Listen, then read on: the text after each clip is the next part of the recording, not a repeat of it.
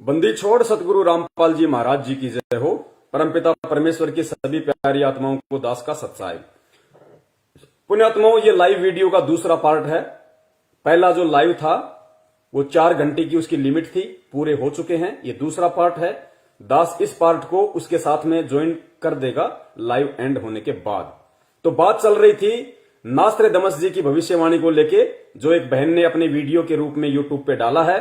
और उन्होंने उस वीडियो में जो बातें बताई हैं, नास्त्रेदमस ने उस साइरन संत की पहचान को लेकर जो बातें बताई हैं, वो 101% इस पूरे ब्रह्मांड में, पूरी पृथ्वी पे आध्यात्मिक जीवन में यदि किसी साधु संत महात्मा पे मिलती हैं तो वो केवल परम पूज्य सतगुरु रामपाल जी महाराज जी हैं। और नास्त्रेदमस जी ने बताया कि जिस समय उस साइरन संत का प्रादुर्भाव होगा, जिस समय उस मुक्तिदाता का बुरा समय चल रहा होगा परिस्थितियों वश, क्योंकि परमेश्वर इस पृथ्वी लोक पे जब भी आते हैं मानव शरीर धारण करके आते हैं और एक आम व्यक्ति की तरह वो लीला करते हैं, एक आम व्यक्ति की तरह। तो उस लीला अनुसार जब उनका प्रादुर्भाव चल रहा होगा, बुरा समय चल रहा होगा, उस समय नास्त्रेदमस ने कहा कि उसकी पहचान का एक ही तरीका है कि जब उसका प्रादुर्भाव चल रहा होगा उस समय देश में परिस्थितियां बिगड़ेंगी, राजतंत्र जनतंत्र पे हावी हो जाएगा, यानी राजाशाही लोग जनता के ऊपर हावी हो जाएंगे, मनमानियां करेंगे, जबरदस्ती नियम पारित करेंगे, जबरदस्ती सारे काम करेंगे। उस समय वो साइरन संत, वो मुक्तिदाता किसी एक गुप्त स्थान पे रहेगा और जहां वो होगा उस जगह पे लोहे या इस्पात से संबंधित कुछ होगा।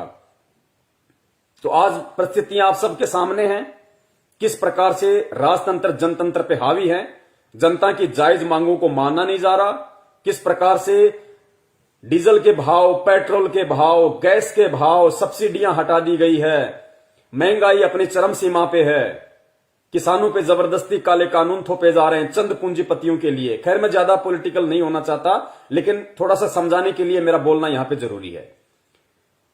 तो ये तीनों जो पहचान उन्होंने बताई कि जिस समय उसका प्रादुर्भाव होगा, बुरा दौर होगा उस महापुरुष का, उस समय ये पहचान होगी कि देश में, भारत देश में जनतंत्र पे राजतंत्र हावी हो जाएगा। वो बिल्कुल हो ही रहा है। और उस समय वो साइरन संत, वो मुक्तिदाता, वो जगत का तारणहार किसी एक स्थान पे साइलेंट रहेगा, गुप्त रहेगा, चुपचाप बैठा रहेगा। तो ये भी बिल्कुल परम पूज्य गुरुदेव पे ही खरी उतरती है। जो 2014 में हरियाणा में बीजेपी सरकार आई, 20 दिन बाद बरवाला कांड हो गया, इस सरकार का दुर्भाग्य। और उसके बाद गुरुदेव आज 6 साल हो गई बिल्कुल साइलेंट, एक गुप्त स्थान पे बैठे हुए हैं। और फिर कहा कि जहां वो बैठे होंगे वहां पे लोहे से संबंधित कुछ होगा।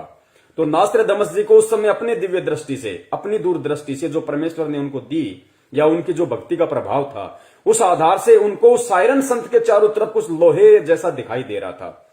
क्योंकि वो वर्तमान में गुरुदेव जिस स्थिति में जेल में बैठे हुए हैं, उनको आज का समय दिखाई दे रहा था उस समय। तो ये जो लोहा और इस्पात है, ये हिसार, कोई भी जेल हो, किसी भी जेल की जो मोटी मोटी जो लोहे की जो गेट हैं, जालियां हैं, या पूरी बाउंड्री के ऊपर जो लोहे की जो वो होती है, वो उसको दिखाई दे रही थी। ये इसका रियल फैक्ट है। सुनिए आप इसको पूरा दोबारा से, ताकि आपको अच्छे से समझ में आ जाए कि हां, वास्तव में दुनिया का मुक्तिदाता तारणहार कौन है, वो जगत गुरु कौन है, जिसके विषय को लेके लोगों ने वीडियो बना रखे हैं, भविष्य वक्ताओं ने भविष्यवाणियां कर रखी हैं, वो कौन है। और हमें विश्वास हो, हमें दृढ़ता आए कि हमारे परम पूज्य गुरुदेव संत रामपाल जी महाराज साक्षात पूर्ण परमात्मा हैं, परम ब्रह्म परमेश्वर हैं। और ये हमारा सौभाग्य है कि हम उनकी शरण में हैं। और उससे भी बड़ा सौभाग्य ये है कि परमेश्वर ने अपने विषय में लोगों को बताने की जो सेवा दी है, ये इतनी बड़ी सेवा है पुण्यात्माओं, इसके विषय में बखान नहीं किया जा सकता। आज हम नादान हैं, आज हमारे को लाल की कीमत का नहीं पता। गुरुदेव कहते हैं जिस आदमी ने कभी चेक देखा नहीं, उसको क्या पता कि चेक में 20 करोड़ लिख दो तो मिलते हैं। तो पुण्यात्माओं, आज आप और हमें खुद भी नहीं पता कि परमेश्वर ने हमें कितनी बड़ी जिम्मेदारी सौंपी है। लेकिन कोशिश करो जितनी तन्मयता से, लगन से निभा सको उतनी। बहुत बड़ी सेवा दी है परमपिता परमेश्वर ने। दोस्तों, फोटोज थॉट डिकोडेड में आपका स्वागत है। कल की अवतार श्रृंखला में ये तीसरा वीडियो है और आज के वीडियो में हम नास्ट्राडामस के द्वारा की गई उन भविष्यवाणियों की चर्चा करेंगे जिसमें कि उन्होंने कुछ ऐसे संकेत दिए हैं कि जब भी मुक्तिदाता या शायरन सैलिन का प्रादुर्भाव होगा उस समय किस तरह की परिस्थितियां हमारे समक्ष बनेंगी। ये सारी परिस्थितियां हमें दिखेंगी, हमें समझ में आएंगी, तो हम जान पाएंगे कि हाँ अब प्रादुर्भाव हुआ है या कौन है मुक्तिदाता। सेकेंड प्रोफेसी मैंने ली है सेंचुरी फर्स्ट का quatrain 84। The moon hidden in deep shadows, her brother passes with rusty colour or her brother becomes bright red in color. The great one hidden for a long time under the eclipses, iron will cool in the bloody wound. यहाँ पर जो बात की गई है, यहाँ पर चंद्र ग्रहण और सूर्य ग्रहण की बात की जा रही है और ऐसे चंद्र ग्रहण और सूर्य ग्रहण जो कि लगातार हो रहे हैं।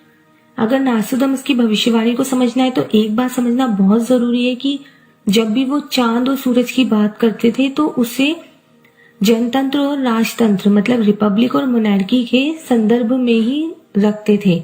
और जब भी वो चांद और सूरज की बात करते थे तो वो वहां पर पॉलिटिकल व्यू होता था उनका, वो हर चीज हिडन रखते थे, एक रहस्यमय तरीके से अपनी प्रोफेसी लिखते थे। तो यहाँ पर इन्होंने ये सीधा सीधा इसका यही अर्थ निकलता है कि जनतंत्र के ऊपर राजतंत्र हावी हो जाएगा बहुत खतरनाक तरीके से। तब जो है मुक्तिदाता जो है वो छिपे रहेंगे, कहीं एक जगह पर गुप्त स्थान पर रहेंगे वो, जहां से कि वो पूरे ग्रहण के टाइम, ग्रहण यहाँ पर यही है, राजतंत्र के ऊपर जनतंत्र के ऊपर राजतंत्र हावी हो गया है, यही ग्रहण है नास्ट्राडामस का। इस दौरान मुक्तिदाता कहीं पर गुप्त रूप से रहेंगे, पूरी अपनी दृष्टि उस घटना पर, इस पूरे सिनेरियो पर बनाए रखेंगे और एक सही समय आने पर वो हमारे समक्ष प्रकट होंगे या उनका प्रादुर्भाव हमारे समक्ष होगा। इसमें यह भी जिक्र है कि वो कहाँ पर छिपेंगे। वो ऐसी जगह पर जहाँ पर इस्पात या लोहे से संबंधित कारखाने होते हैं वहां पर छिपेंगे, जहाँ पर लोहे को पिघलाकर कुछ बनाया जाता है ऐसी जगह पर वो छिपेंगे। तो इस्पात से संबंधित कारखानों वाली जगहों पर कहीं पर वो गुप्त रूप से रहेंगे, इसमें यही जिक्र मिलता है। हेलो नमस्कार दोस्तों, स्वागत है। तो पुण्यात्माओं, विश्वास हो जाना चाहिए कि परमात्मा धरती पे है और परम सौभाग्य ये है कि आप और हमारे सतगुरु के रूप में है। ना इस बहन को पता कि वो कौन है, ना नास्ट्राडामस जी को पता था कि कौन था। उन्होंने जैसा देखा, परमात्मा ने जितनी उनको दूरदृष्टि दी, आज इस समय के लिए देश दुनिया को जगाने के लिए, आप और हम भगत भाई बहनों में दृढ़ता पैदा करने के लिए उन्होंने भविष्यवाणी लिख दी। वो चले गए। इस वीडियो बनाने वाली बहन ने उस भविष्यवाणी का जिक्र कर दिया, लेकिन पहचानेगा कौन? पहचानेगा वो जो कल्कि के संपर्क में होगा, जो उस तारणहार, उस मुक्तिदाता के संपर्क में होगा। तो आप और हमें पता है कि देश की परिस्थितियां क्या हैं। पूरी तरह से जनतंत्र पे राजतंत्र हावी है। ऐसे समय में उस सायरन का जो प्रादुर्भाव होगा, वो सायरन एक गुप्त स्थान पे छिपा होगा। तो परमेश्वर पिछले 6 वर्षों से एक गुप्त स्थान हिसार जेल में है और जहां पे वो गुप्त स्थान होगा, नास्ट्राडामस जी ने पहचान बताई कि लोहे से संबंधित वहां पे कुछ काम होंगे, क्योंकि उस समय उनको वो लोहा ही दिखाई दे रहा था। क्योंकि जेल की पूरी बाउंड्री के ऊपर लोहा होता है, पूरी बाउंड्री होती है, सुरक्षा घेरा होता है और जेल की जो दीवारें होती हैं वो भी लोहे की होती हैं, इस्पात की होती हैं। तो ये विश्वास हो जाना चाहिए कि धरती पे भगवान है। दुनिया माने या ना माने, दुनिया जाए भाड़ में, हमें अपने आत्म कल्याण से मतलब है। आज हम जो दुनिया को जगाने के लिए मैसेज दे रहे हैं, we all are the messenger of God, हम सभी उस परमात्मा के संदेशवाहक हैं। हमें इसका पुण्य मिल रहा है, हमें इसका जो है परमात्मा प्रतिफल देगा। हालांकि हमें सेवा निष्काम भाव से करनी है, हमें किसी भी सेवा का कोई प्रतिफल ना अपने मन में इच्छा रखनी है, लेकिन ये विधान है परमात्मा का। हमें इन सेवाओं का परमात्मा वो प्रतिफल देगा जिसकी हम कल्पना भी नहीं कर सकते, क्योंकि हम अकेले नाम जाप से पार नहीं हो सकते। परमात्मा पता नहीं कितने जोड़ जुगाड़ लगाएगा, कैसे कैसे तरीके से हमारे पुण्य बनाएगा, भाव बनाएगा, मन में श्रद्धा उत्पन्न करेगा, लगन बढ़ाएगा, प्रेम उत्पन्न करेगा, तब जाके हम यहां से पार हो पाएंगे। और अब आगे जो एक भविष्यवाणी है, यूट्यूब चैनल वाले भाइयों ने डाल रखी है भविष्यवाणियां, तो पुण्यात्माओं अब तो बिल्कुल ही क्लियर कर दिया। इन भविष्यवाणियों में तो एक एक पॉइंट इस कदर उन भाइयों ने क्लियर कर दिया है, पुण्यात्माओं सुन के आत्मा गदगद हो जाएगी कि परमपिता परमेश्वर सतगुरु रामपाल जी महाराज जी के ऊपर ही सारी भविष्यवाणियां फिट बैठती हैं। हाथी के कपड़े हाथी पर ही फिट बैठेंगे। झोटे पे या गधे पे कोई बैठाने की कोशिश करेगा, मैं फिर कहता हूं, वो एंड में अपना मजाक बनवाएगा। तो अगली भविष्यवाणियां ध्यान से सुनिए परमपिता परमेश्वर सतगुरु रामपाल जी महाराज जी के लिए, क्योंकि एकमात्र बिंदु वही है सभी भविष्य वक्ताओं की, और कोई नहीं है। अरे भैया, किसी पे एक पे तो बैठे, एक भी भविष्यवाणी किसी एक पे तो फिट बैठे, लेकिन किसी पे नहीं बैठ रही सिवाय जगत गुरु के, सिवाय बंदी छोड़ सतगुरु रामपाल जी महाराज जी के। सुनिए। हेलो नमस्कार दोस्तों, स्वागत है आप सभी का। गाइज, कल हमने एक वीडियो डाली थी जिसमें हमने पंडित जी द्वारा बताई गई भविष्यवाणियों के बारे में बताया था आप लोगों को। उसमें बहुत सारे लोगों ने कहा था कि इसका सेकंड पार्ट भी लेकर आए। तो गाइज, आज हम हाजिर हैं उसके सेकंड पार्ट के साथ। इसमें जो वीडियो में बताएंगे पंडित जी द्वारा जो बातें बताएगी कल के अवतार के बारे में, ऐसी ऐसी बातें जो शायद आप लोगों ने आज तक सुनी ही ना हो। जब मेरे को वो बातें पता चली तो वाकई में मैं भी हैरान रह गया। तो वीडियो एक चीज नोट करना, ये हमारे जितने भी भाई बहन जो यूट्यूब पे वीडियो बना डाल रहे हैं भविष्यवाणियों को लेके, इन सब की नजर में, इन सब की दृष्टि में वो कल की बसा हुआ है, कलयुग के एंड में आने वाला। लेकिन फिर ये कह देते हैं कि वो आ चुका है, वो प्रकट हो चुका है। ये बेचारे भूल जाते हैं कि हमारी दृष्टि तो उस विष्णु अवतार के ऊपर है। तो फिर वर्तमान में कौन आ गया? अगर हम उसके विषय में भविष्यवाणियां कर रहे हैं तो वो तो लाखों वर्ष बाद आना है। फिर वर्तमान में कौन है जो प्रकट हो चुका है इन भविष्यवाणियों के अनुसार? तो इन सब बातों को आप और हमने समझना है कि ये सारी जो भविष्यवाणियां हैं, जो रियल कल की अवतार है परमपिता परमेश्वर सतगुरु रामपाल जी महाराज जी, उनको लेके हैं, उनके विषय में है। तो देखना, इनकी प्रत्येक भविष्यवाणी का एक एक शब्द, पुण्यात्माओं, एक शब्द भी इधर उधर क्या हो जाए, क्योंकि भगवान जब अपना काम करता है तो 101% पूरा करता है। भविष्य वक्ता भी उतनी ही भविष्यवाणी करेगा जितनी परमपिता परमेश्वर सतगुरु रामपाल जी महाराज जी उसका वॉल्यूम ऑन ऑफ करेंगे, उससे ज्यादा नहीं कर सकता। नास्त्रदमस ने उतना ही बोला जितना परमपिता परमेश्वर कबीर साहिब जी ने उनका वॉल्यूम ऑन ऑफ किया कि बेटा इतना ही बोलना है, क्योंकि मैं सेकंड कमिंग के रूप में कलयुग के दूसरे चरण में जब 8 सितंबर 1951 को धरती पे जाऊंगा दोबारा से, तो मैं वही लीला करूंगा जो लीलाएं आज मैं तेरे से बुलवा रहा हूं। तो परमेश्वर ने उनसे उतना ही बुलवाया जितना आज परमेश्वर को करना था। सुनते जाइए। इसमें जो वीडियो में बताएंगे पंडित जी द्वारा जो बातें बताएगी कल के अवतार के बारे में, ऐसी ऐसी बातें जो शायद आप लोगों ने आज तक सुनी ही ना हो। जब मेरे को वो बातें पता चली तो वाकई में मैं भी हैरान रह गया। तो वीडियो को पूरा एंड तक देखना ताकि आप लोगों को सारी बातें अच्छे से समझ में आ जाए। मेरे मित्र ने पंडित जी से लगभग हर तरह के सवाल पूछा, जो आप लोगों के मन में भी आता है, मेरे मन में भी आता है। जिस प्रकार से कि जिस विनाश की बातें कर रही, यानी महायुद्ध की बातें कर रही, यानी वो आखिर होगा कब, उसकी एग्जैक्ट डेट क्या है, और जो कल की अवतार कह रहे हैं आएंगे, सतयुग लाएंगे, वो सब होगा कब, किस डेट को वो सब होगा, और अगर कल की अवतार हो चुका है तो वो कहां है, हमें दिखता कब है, वो कब आएगा हमारे सामने। ये सभी बातों के जवाब आपको आज की इस वीडियो में मिल जाएंगे। हो सकता है वीडियो थोड़ी सी लंबी हो जाए, परंतु आप अच्छे से धैर्य से पूरी वीडियो को सुन लेना। तो सबसे पहले मेरे मित्र ने उनसे पूछा कि क्या कल की अवतार का जन्म हो चुका है, धरती पर वो आ चुके हैं या नहीं आए। तो इस पर पंडित जी ने कहा कि कल की अवतार का जन्म तो 2000 सन से भी बहुत पहले हो चुका है, और उनको इस धरती पर अपना कार्य करते हुए भी बहुत साल हो चुके हैं। इस भाई ने, एक महान पंडित जी हैं, उनसे बातचीत की भविष्यवाणियों को लेके, क्योंकि परमात्मा थोड़ी बहुत दिव्य दृष्टि बुद्धि ऐसी आत्माओं को दे देते हैं जिनकी पिछले जन्म की भक्ति अच्छी होती है।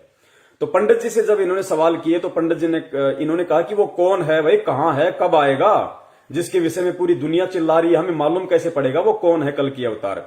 तो पंडित जी ने कहा कि कल की अवतार का जन्म तो सन 2000 से भी बहुत समय पहले हो चुका है।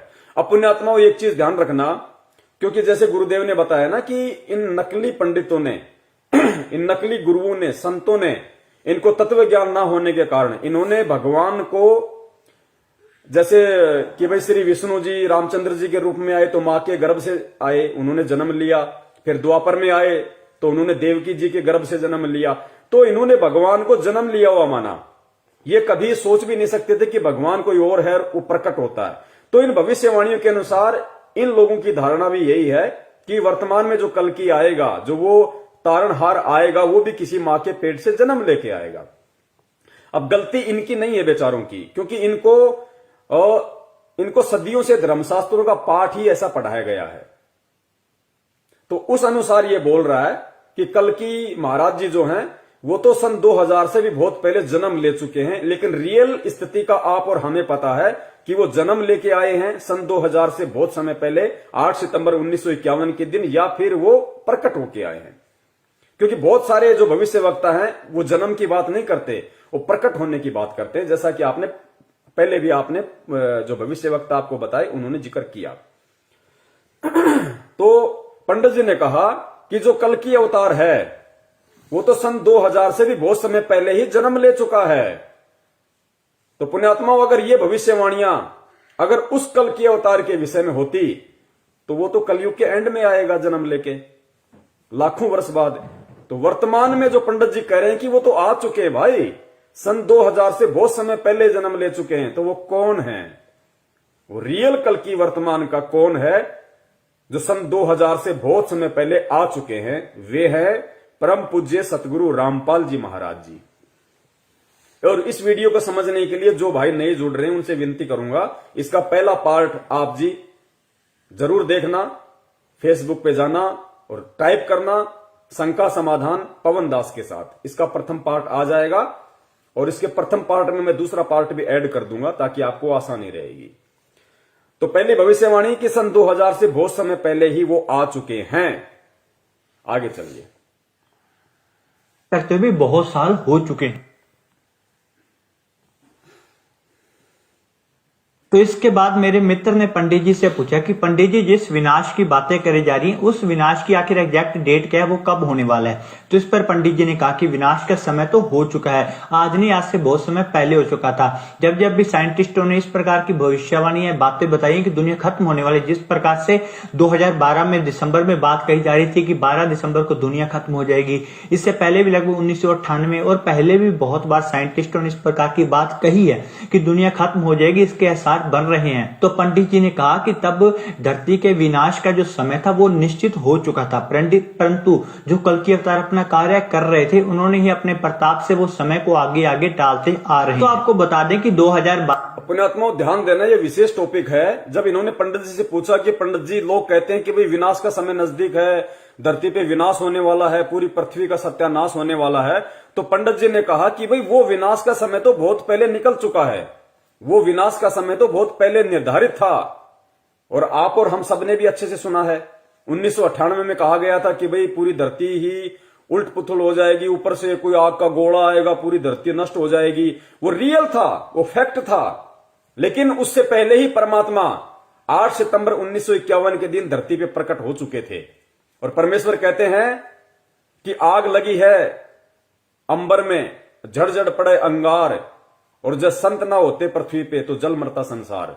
तो परमपिता परमेश्वर सतगुरु रामपाल जी महाराज जी के पावन चरण 8 सितंबर 1951 से धरती पे टिके हुए हैं। विनाश के समय को परमेश्वर ने टाला है आप और हम आत्माओं के लिए, भक्ति करवाने के लिए, ताकि मेरे बच्चे जाग जाएं, मुझे पहचान जाएं, वो जान लें और मेरी शरण में आ जाएं।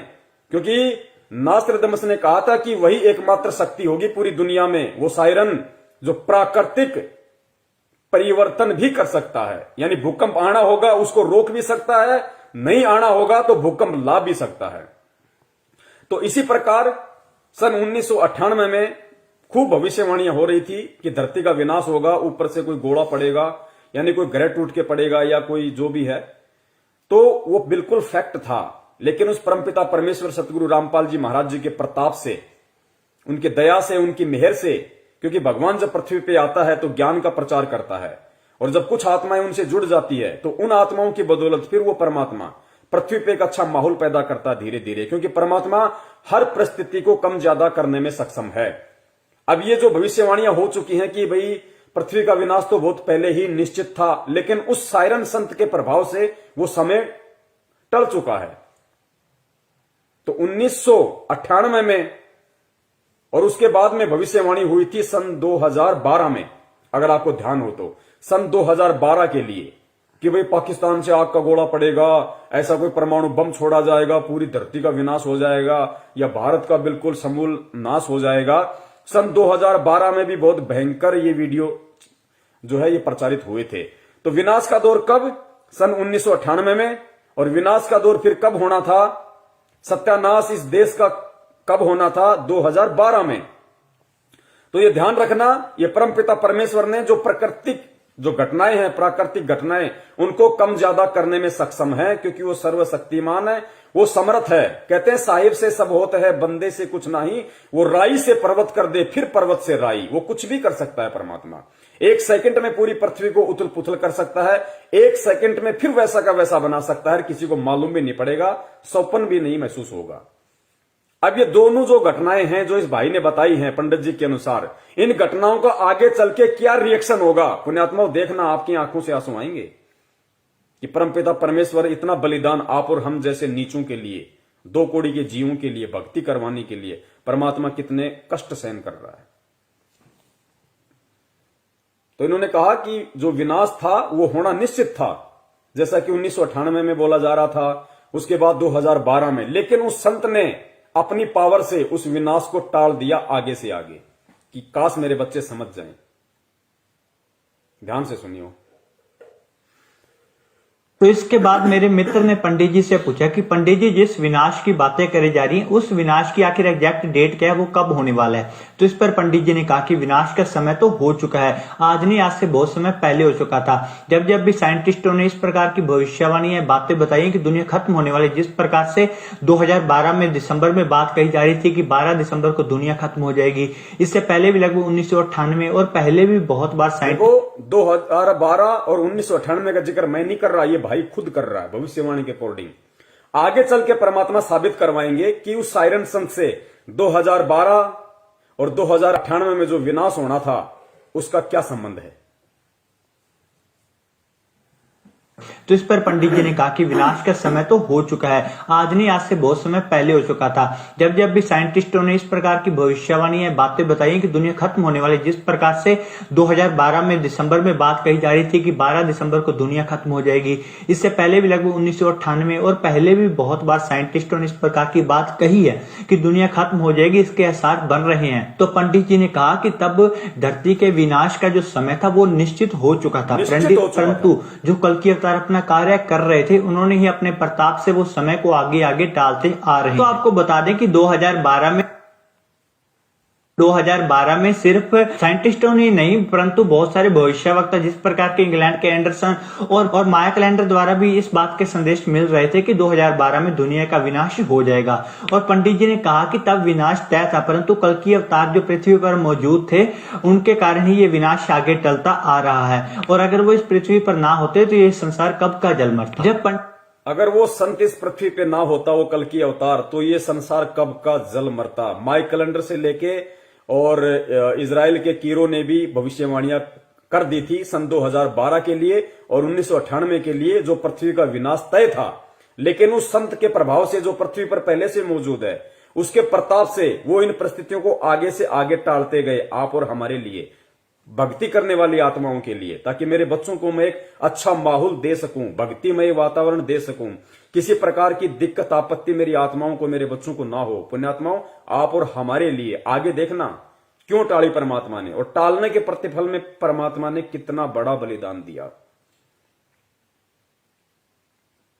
कैलेंडर द्वारा भी इस बात के संदेश मिल रहे थे कि 2012 में दुनिया का विनाश हो जाएगा, और पंडित जी ने कहा कि तब विनाश तय था, परंतु कल की अवतार जो पृथ्वी पर मौजूद थे, उनके कारण ही ये विनाश आगे टलता आ रहा है, और अगर वो इस पृथ्वी पर ना होते तो ये संसार कब का जल मरता। जब आगे सुनिए।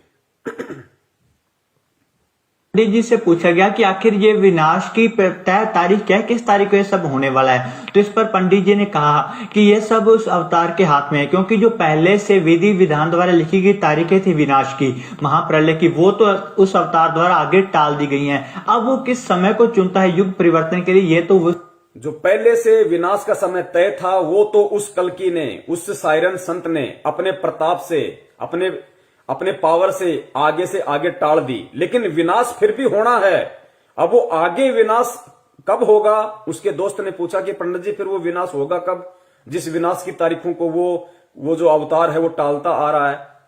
तो पंडित जी ने कहा कि विनाश तो होना तय है, लेकिन वो कब होगा इसका समय भी वो अवतार ही तय करेगा, वो अवतार ही तय करेगा।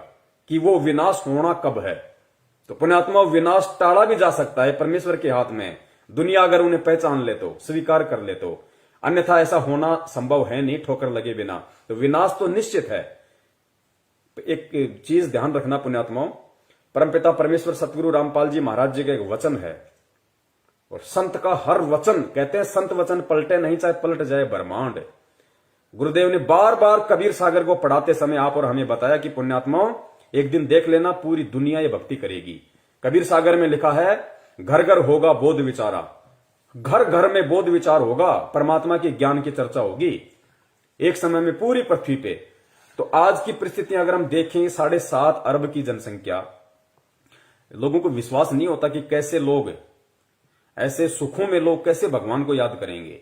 पुण्यात्माओं, उस विनाश के बाद वो समय आएगा कि घर घर में परमात्मा की चर्चा होगी, क्योंकि उस विनाश के समय में इस पृथ्वी पे आधे ही प्राणी रह जाएंगे। ये देख लो, इतना भयंकर तांडव मचेगा, आप और हमारी आंखों के सामने होगा। वो इस पृथ्वी पे आधे ही प्राणी बचेंगे, और वही बचेंगे जो भक्ति करने की इच्छा रखते होंगे। आप देखना आगे की भविष्यवाणियों में, वही बचेंगे और नहीं बचेगा। 15-15 कोस पे कोई आदमी दिखाई नहीं देगा।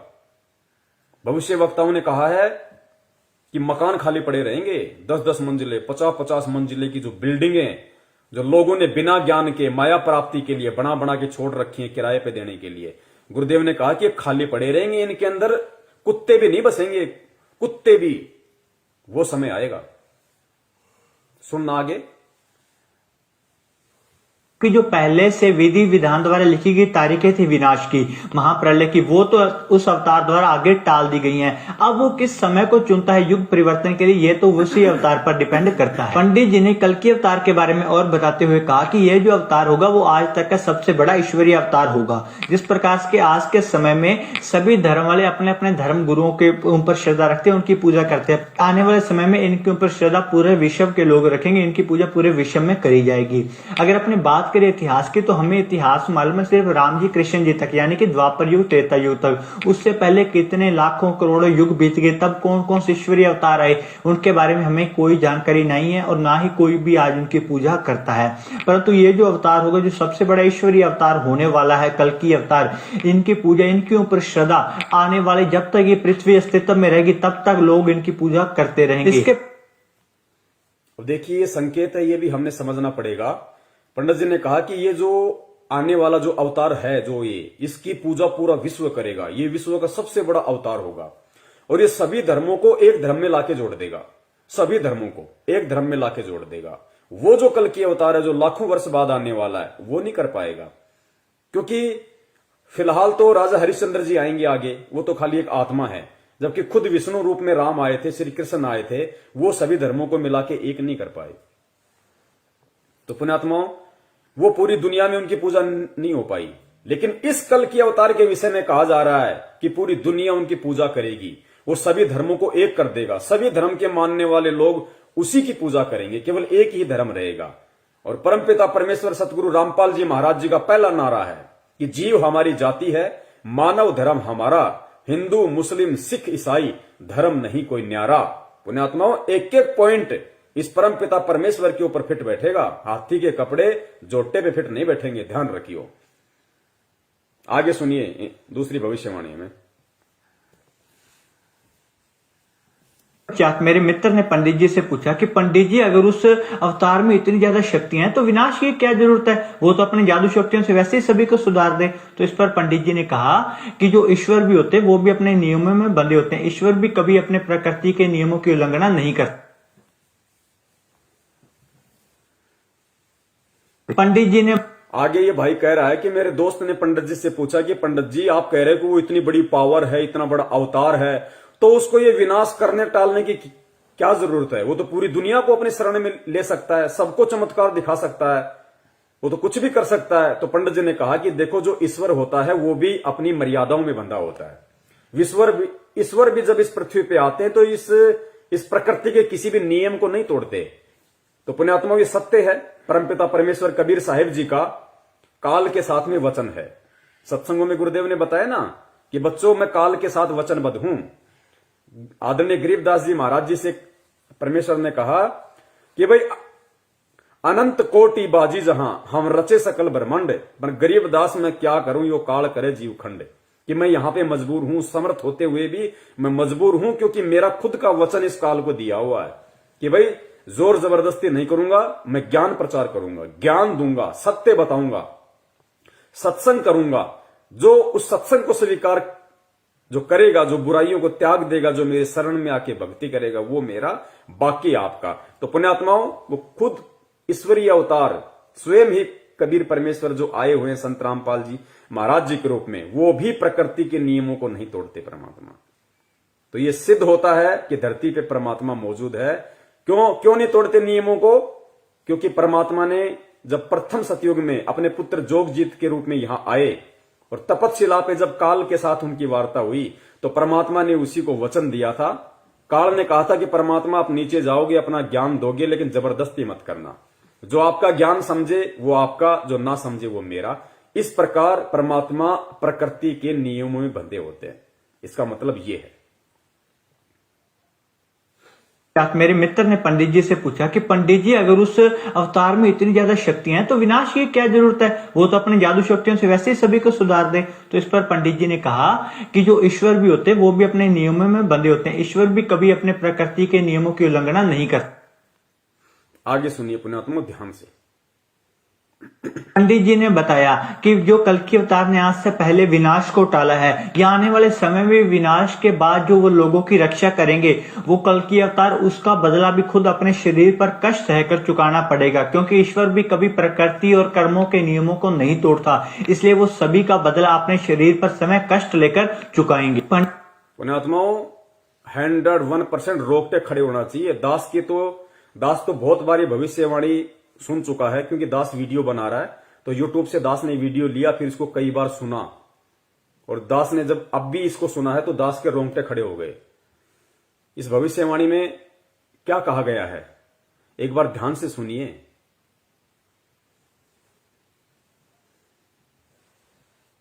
पंडित जी ने बताया कि जो कल्कि अवतार ने आज से पहले विनाश को टाला है, या आने वाले समय में विनाश के बाद जो वो लोगों की रक्षा करेंगे, वो कल्कि अवतार, उसका बदला भी खुद अपने शरीर पर कष्ट सहकर चुकाना पड़ेगा। क्योंकि ईश्वर भी कभी प्रकृति और कर्मों के नियमों को नहीं तोड़ता, इसलिए वो सभी का बदला अपने शरीर पर समय कष्ट लेकर चुकाएंगे। पंडित जी ने इतिहास का उदाहरण, इन्होंने कहा कि पंडित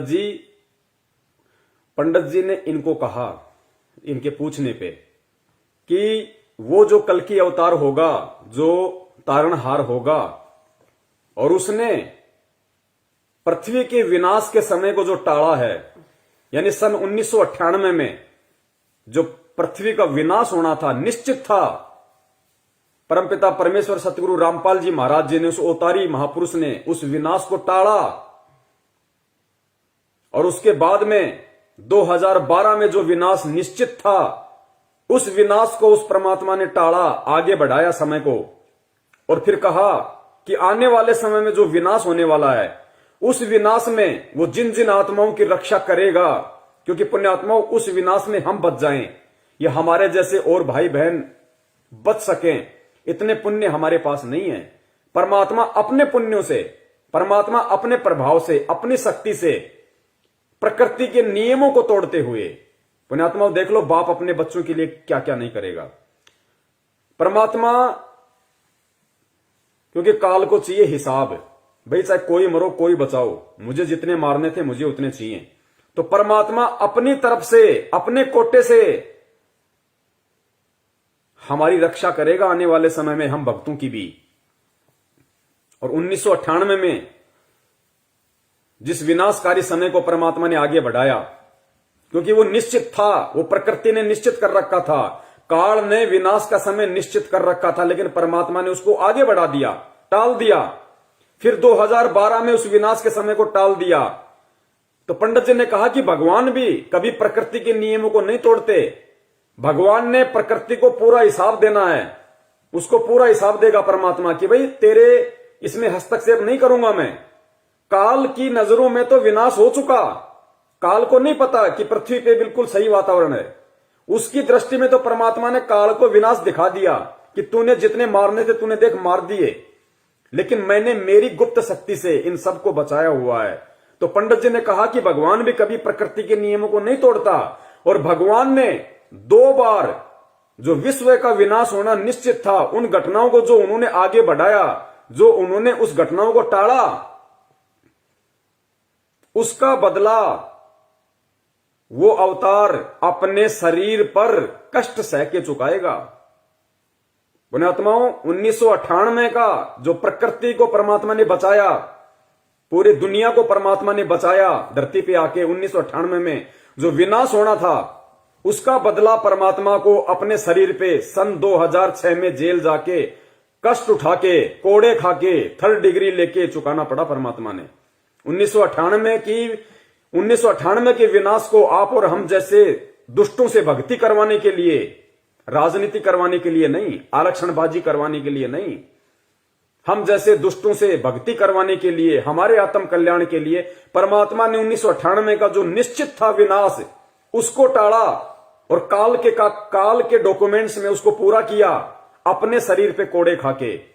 सन 2006 में परमात्मा जब करोथा कांड हुआ, जेल गए, 2008 में आए, और करोथा कांड में दास ने पहले भी जिक्र किया था, पुण्यात्मा रोहतक जेल में थे परमात्मा, परमेश्वर का रिमांड, क्योंकि वो परमेश्वर को परमेश्वर नहीं मानते, क्योंकि परमेश्वर एक आम व्यक्ति की भूमिका में है।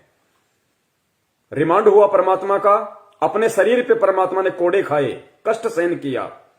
हिसार रोहतक जेल में परमेश्वर के रिमांड के दौरान जो अंदर जो व्यक्ति थे, जो बताते हैं कि छाती के बाल तक उखाड़ लिए गए थे परमपिता परमेश्वर सतगुरु रामपाल जी महाराज जी के। वो कष्ट परमात्मा ने आप और हम जैसे दुष्टों के लिए सहन किया, जो पंडित जी अपनी भविष्यवाणी में बता रहे हैं। हालांकि उन्हें नहीं पता वो कौन है, लेकिन उसका निर्णय तो आज आप और हम करेंगे, क्योंकि वो दृष्टि परमात्मा ने आप और हमें दी है।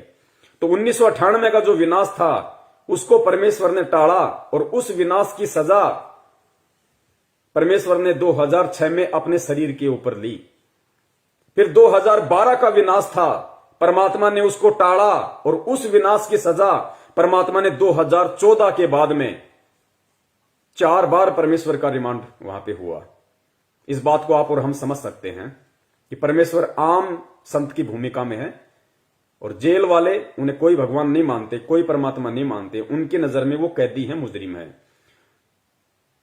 तो 2012 का जो विनाश निश्चित था, उस घटना को परमेश्वर ने आगे बढ़ाया, और उस घटना का जो वो दंड था, वो परमेश्वर ने अपने शरीर पे भोगा 2014 के करोथा कांड के बाद में। तो पुण्यात्माओं,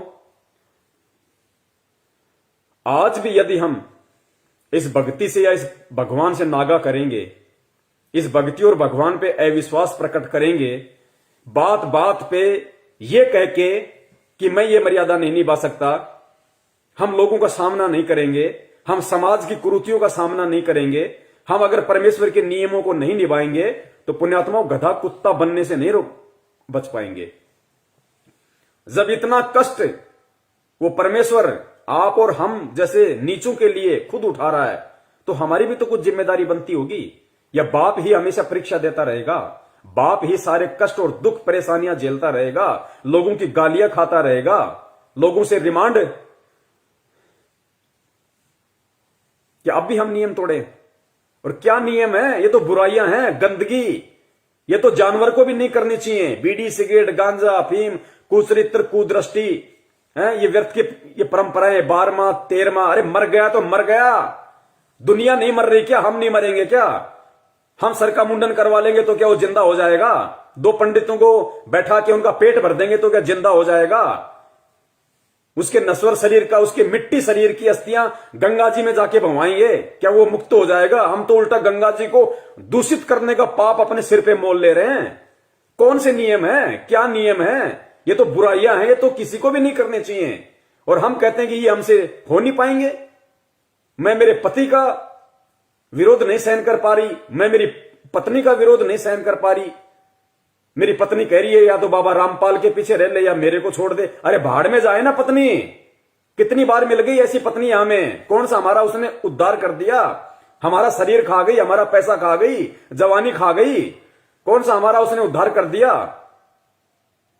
तो पुण्यात्माओं, अब दृढ़ हो जाओ। चाहे बाप हो, चाहे बेटा हो, चाहे बेटा बाप का विरोध करे, चाहे बाप बेटे का विरोध करे, चाहे पति पत्नी का विरोध करे, चाहे पत्नी पति का विरोध करे, चाहे समाज विरोध करे, चाहे कुछ भी विरोध करे, दृढ़ हो जाओ परमेश्वर पे दृढ़। और जब दृढ़ हो जाओगे ज्ञान आधार से, तो परमेश्वर फिर झुकने नहीं देंगे। भगवान भी तो कोई चीज है, फिर भगवान का रोल कहां होगा, वो कब काम आएंगे। और परमेश्वर कहते हैं, जैतू चाले एक कदम मैं चालू कदम 60, कि तू एक कदम तो मेरे लिए आगे बढ़, मेरे लिए संघर्ष कर। मैं चालू कदम 60, मैं 60 कदम आगे रहूंगा तेरे से, तेरा रक्षक बन के झाड़ू निकालूंगा तेरे आगे, तेरे भक्ति रूपी सफर में तेरे जीवन में कोई परेशानी कांटा ना चुभ जाए। जैतू चाले एक कदम मैं चालू कदम 60, और जैतू हो जा काठ का मैं हो जाऊं लोहे की लाठ। तू एक बार लकड़ी के जितना मजबूत तो बन, मैं लोहे की तरह मजबूत बन के तेरे आगे खड़ा हो जाऊंगा। तो पुण्यात्मा, डरना छोड़ो, घबराना छोड़ो। बड़ी मुश्किल से भगवान ने आप और हमारे को पकड़ा, हम नहीं पकड़ सकते। बड़ी मुश्किल से परमेश्वर ने हमारा हाथ पकड़ा है। गलतियां करके हाथ मत छुटाओ, ये नादानी बहुत महंगी पड़ेगी। तो उस विनाश को जो रोकने की सजा पंडित जी की भविष्यवाणी के अनुसार वो संत, वो अवतार अपने शरीर पे कष्ट सह के चुकाएगा, क्योंकि वो प्रकृति के नियम नहीं तोड़ता। तो पुण्यात्माओं, 1998 का विनाश परमेश्वर ने रोका, और उसकी सजा परमेश्वर ने अपने शरीर पे 2006 में भोगी। 2012 का परमात्मा ने विनाश रोका, पूरी पृथ्वी को उस परमात्मा ने बचाया। जो आज उसका विरोध कर रहे हैं उनको भी बचाया, क्योंकि सब परमेश्वर की आत्माएं। उसकी सजा परमेश्वर ने 2014 के बरवाला कांड में उठाई। ये भविष्यवाणियां हैं। क्या किसी संत महंत पे खरी उतर रही हैं? क्या किसी शंकराचार्य पे भविष्यवाणियां खरी उतर रही हैं? किस पे उतर रही हैं? उसी पे उतरेंगी जो तारणहार होगा, जो उद्धार करता होगा, जो पूरी दुनिया पे राज करेगा। राज भी वही करेगा जो आज अपने शरीर पे कष्ट उठा के आप और हमें राज करवा रहा है। आने वाले समय में वो राज भी वही करेगा। जो कल्कि अवतार ने आज से पहले विनाश को टाला है, या आने वाले समय में विनाश के बाद जो वो लोगों की रक्षा करेंगे, वो कल्कि अवतार, उसका बदला भी खुद अपने शरीर पर कष्ट सहकर चुकाना पड़ेगा। क्योंकि ईश्वर भी कभी प्रकृति और कर्मों के नियमों को नहीं तोड़ता, इसलिए वो सभी का बदला अपने शरीर पर समय कष्ट लेकर चुकाएंगे। पंडित जी ने इतिहास का उदाहरण देते हुए कहा कि जिस प्रकार से श्री राम जी ने जब बाली का वध करा था तीर मारकर, तो उन्होंने भी उसका बदला चुकाया था श्री कृष्ण जी के रूप में जन्म लेकर, क्योंकि श्री कृष्ण जी की मृत्यु भी तीर लगने से हुई थी। तो ये जो कर्मों का नियम है, ये सभी पर लागू होता है। कर्मों का बदला चुकाना ही पड़ता है। और ये जो कल्कि अवतार हैं, अगर ये भी जो जिस प्रकार से विनाश को आगे टाल रहे हैं, लोगों के कष्टों को दूर करेंगे, या जब विनाश होगा पृथ्वी पर तब जो लोगों के कष्टों को दूर करेंगे, तो उसका बदला भी इनको खुद के ऊपर चुकाना पड़ेगा। फिर चाहे वो संसारिक रूप में अपने जो बाहरी। और दूसरा पुण्यात्मा, ध्यान रखना, भक्ति तो हम करते नहीं, और बात बात पे परमात्मा से प्रार्थना कर देते हैं हजारों। सिर में दर्द हो गया तो परमात्मा से प्रार्थना, खांसी हो गई तो परमात्मा से प्रार्थना, और कोई बीमारी हो गई तो परमात्मा से प्रार्थना, घर में पैसा नहीं तो परमात्मा से प्रार्थना, लड़की के लड़का नहीं हुआ तो परमात्मा से प्रार्थना, 2 दिन काम धंधा सही नहीं चला तो परमात्मा से प्रार्थना। हम इतने बड़े मंद बुद्धि हैं। अरे परमेश्वर हमें हमारी प्रार्थनाओं के ऊपर जो हमारी रक्षा कर रहे हैं, हमारी नासमझी के चलते भक्ति हम करते नहीं। गुरुदेव ने कहा कि बेटा, भक्ति से सब चीजों का सब कुछ होगा, लेकिन भक्ति हम करते नहीं। डिमांड परमात्मा से रोजाना लाख कर देते हैं, और काल भगवान तो यही करता है, परमात्मा को दुखी संगत में छोड़ दिए इन काल एजेंटों ने। ये लो जी, सतलोक आश्रम मैनेजमेंट हरियाणा की ये प्रार्थनाओं के नंबर, इन पे प्रार्थना लगाओ, इन पे प्रार्थना लगाओ। भक्ति कोई करता नहीं, प्रार्थना लगाओ, खुद भी लुटो, परमात्मा को भी दुखी करो। दुखी कैसे? अगर परमेश्वर हमारे कष्ट हरेंगे तो इस पृथ्वी का नियम है, या इस ब्रह्मांड का नियम है। अगर परमेश्वर हमारी बीमारियां ठीक करेंगे तो हमारे पास तो भक्ति है नहीं, हम तो भक्ति करते नहीं। तो परमात्मा अपने बच्चों को दुख देख नहीं सकता, तो परमेश्वर अपने कोटे से हमें लाभ देता है, हमारी उन बीमारियों को, परेशानियों को ठीक करता है। और फिर प्रकृति के नियम अनुसार वो बीमारियां परमात्मा ने अपने शरीर पे लेके उनका कष्ट उठाना पड़ता है।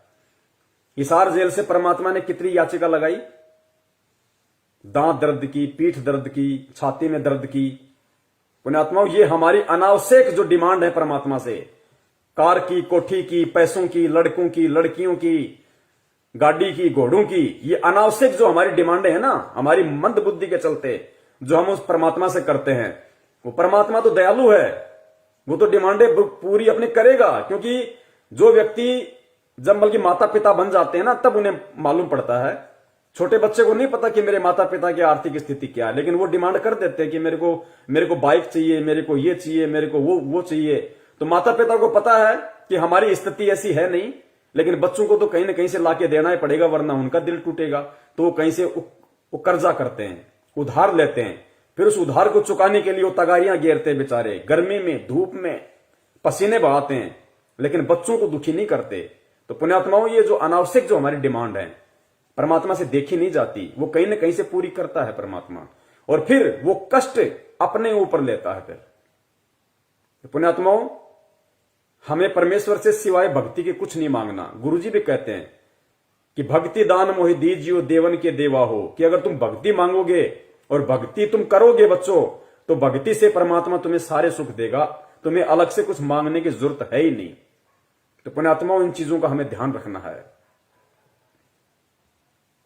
लोगों के कष्टों को दूर करेंगे, या जब विनाश होगा पृथ्वी पर तब जो लोगों के कष्टों को दूर करेंगे तो उसका बदला भी इनको खुद के ऊपर चुकाना पड़ेगा।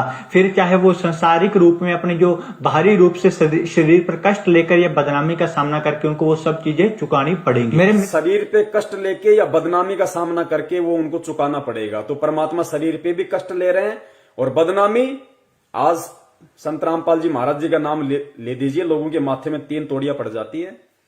सरकार ने उनको देशद्रोही बना दिया, देशद्रोही का कलंक लगा दिया, बेफालतू में, बेमतलब में, निराधार तरीके से। तो संत वेशभूषा में भी यदि आज कोई महाबदनाम है लोगों की अनभिज्ञता के कारण, तो कौन बदनाम है? संत रामपाल जी महाराज। ये भविष्यवाणियां उन्हीं पे फिट बैठेंगी और किसी पे फिट नहीं बैठ सकती सिवाय उनके अलावा। तो शरीर पे कष्ट लेके भी और बदनामी का दाग लेके भी इन भविष्यवाणी के अनुसार अगर कोई फिट बैठता है तो परम पूज्य सतगुरु रामपाल जी महाराज जी, दुनिया में कोई नहीं है। टाल रहे हैं, लोगों के कष्टों को दूर करेंगे, या जब विनाश होगा पृथ्वी पर तब जो लोगों के कष्टों को दूर करेंगे तो उसका बदला भी इनको खुद के ऊपर चुकाना पड़ेगा। फिर चाहे वो सांसारिक रूप में अपने जो बाहरी रूप से शरीर पर कष्ट लेकर या बदनामी का सामना करके उनको वो सब चीजें चुकानी पड़ेंगी। मेरे मित्र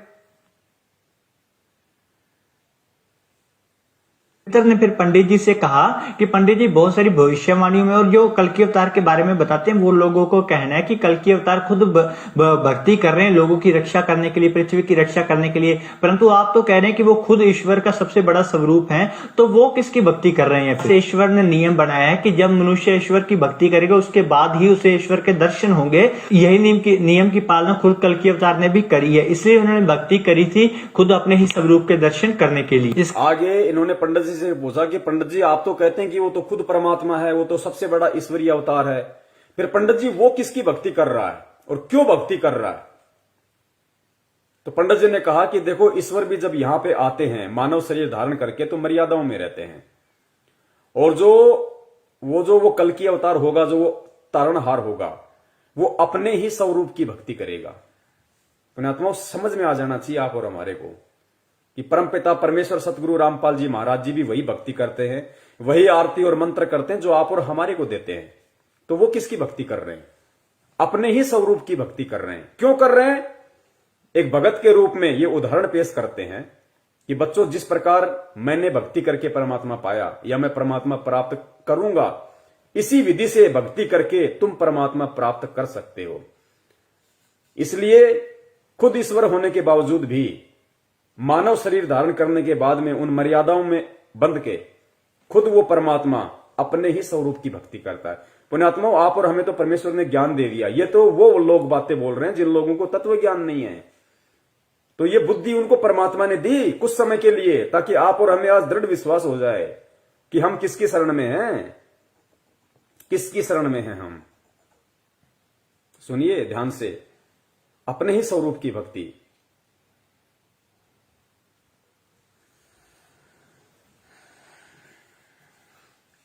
मित्र ने फिर पंडित जी से कहा कि पंडित जी बहुत सारी भविष्यवाणियों में और जो कल की अवतार के बारे में बताते हैं वो लोगों को कहना है कि कल की अवतार खुद भक्ति कर रहे हैं लोगों की रक्षा करने के लिए, पृथ्वी की रक्षा करने के लिए, परंतु आप तो कह रहे हैं कि वो खुद ईश्वर का सबसे बड़ा स्वरूप है, तो वो किसकी भक्ति कर रहे हैं? फिर ईश्वर ने नियम बनाया है कि जब मनुष्य ईश्वर की भक्ति करेगा उसके बाद ही उसे ईश्वर के दर्शन होंगे।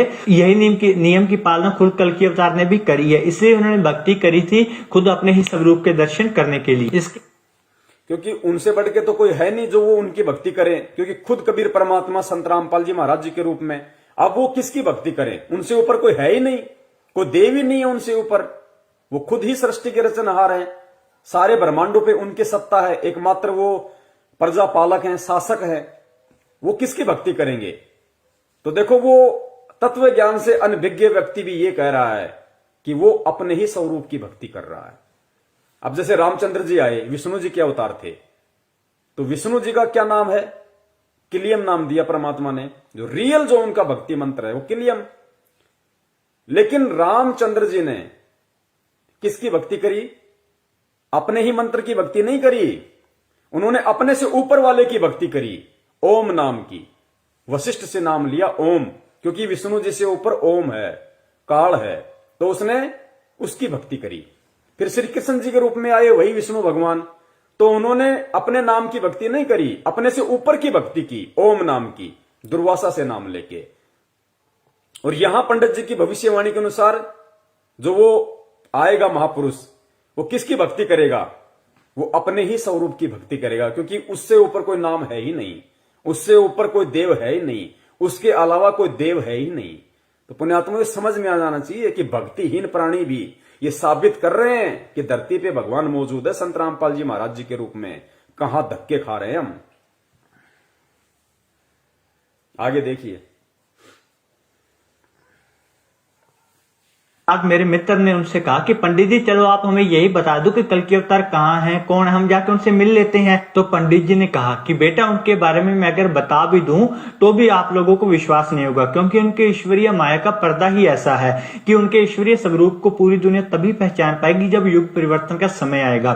उससे पहले सिर्फ वही लोग उनके ईश्वरीय स्वरूप को पहचान सकते हैं जिनकी पिछले जन्मों की भक्ति है। इसके बाद अब देखो कितनी बड़ी बात कही पंडित जी ने। इन्होंने कहा कि पंडित जी बता तो दीजिए कल की कौन है, कहां है। तो उन्होंने कहा कि भैया अपनी पहचान भी वही करवाएगा।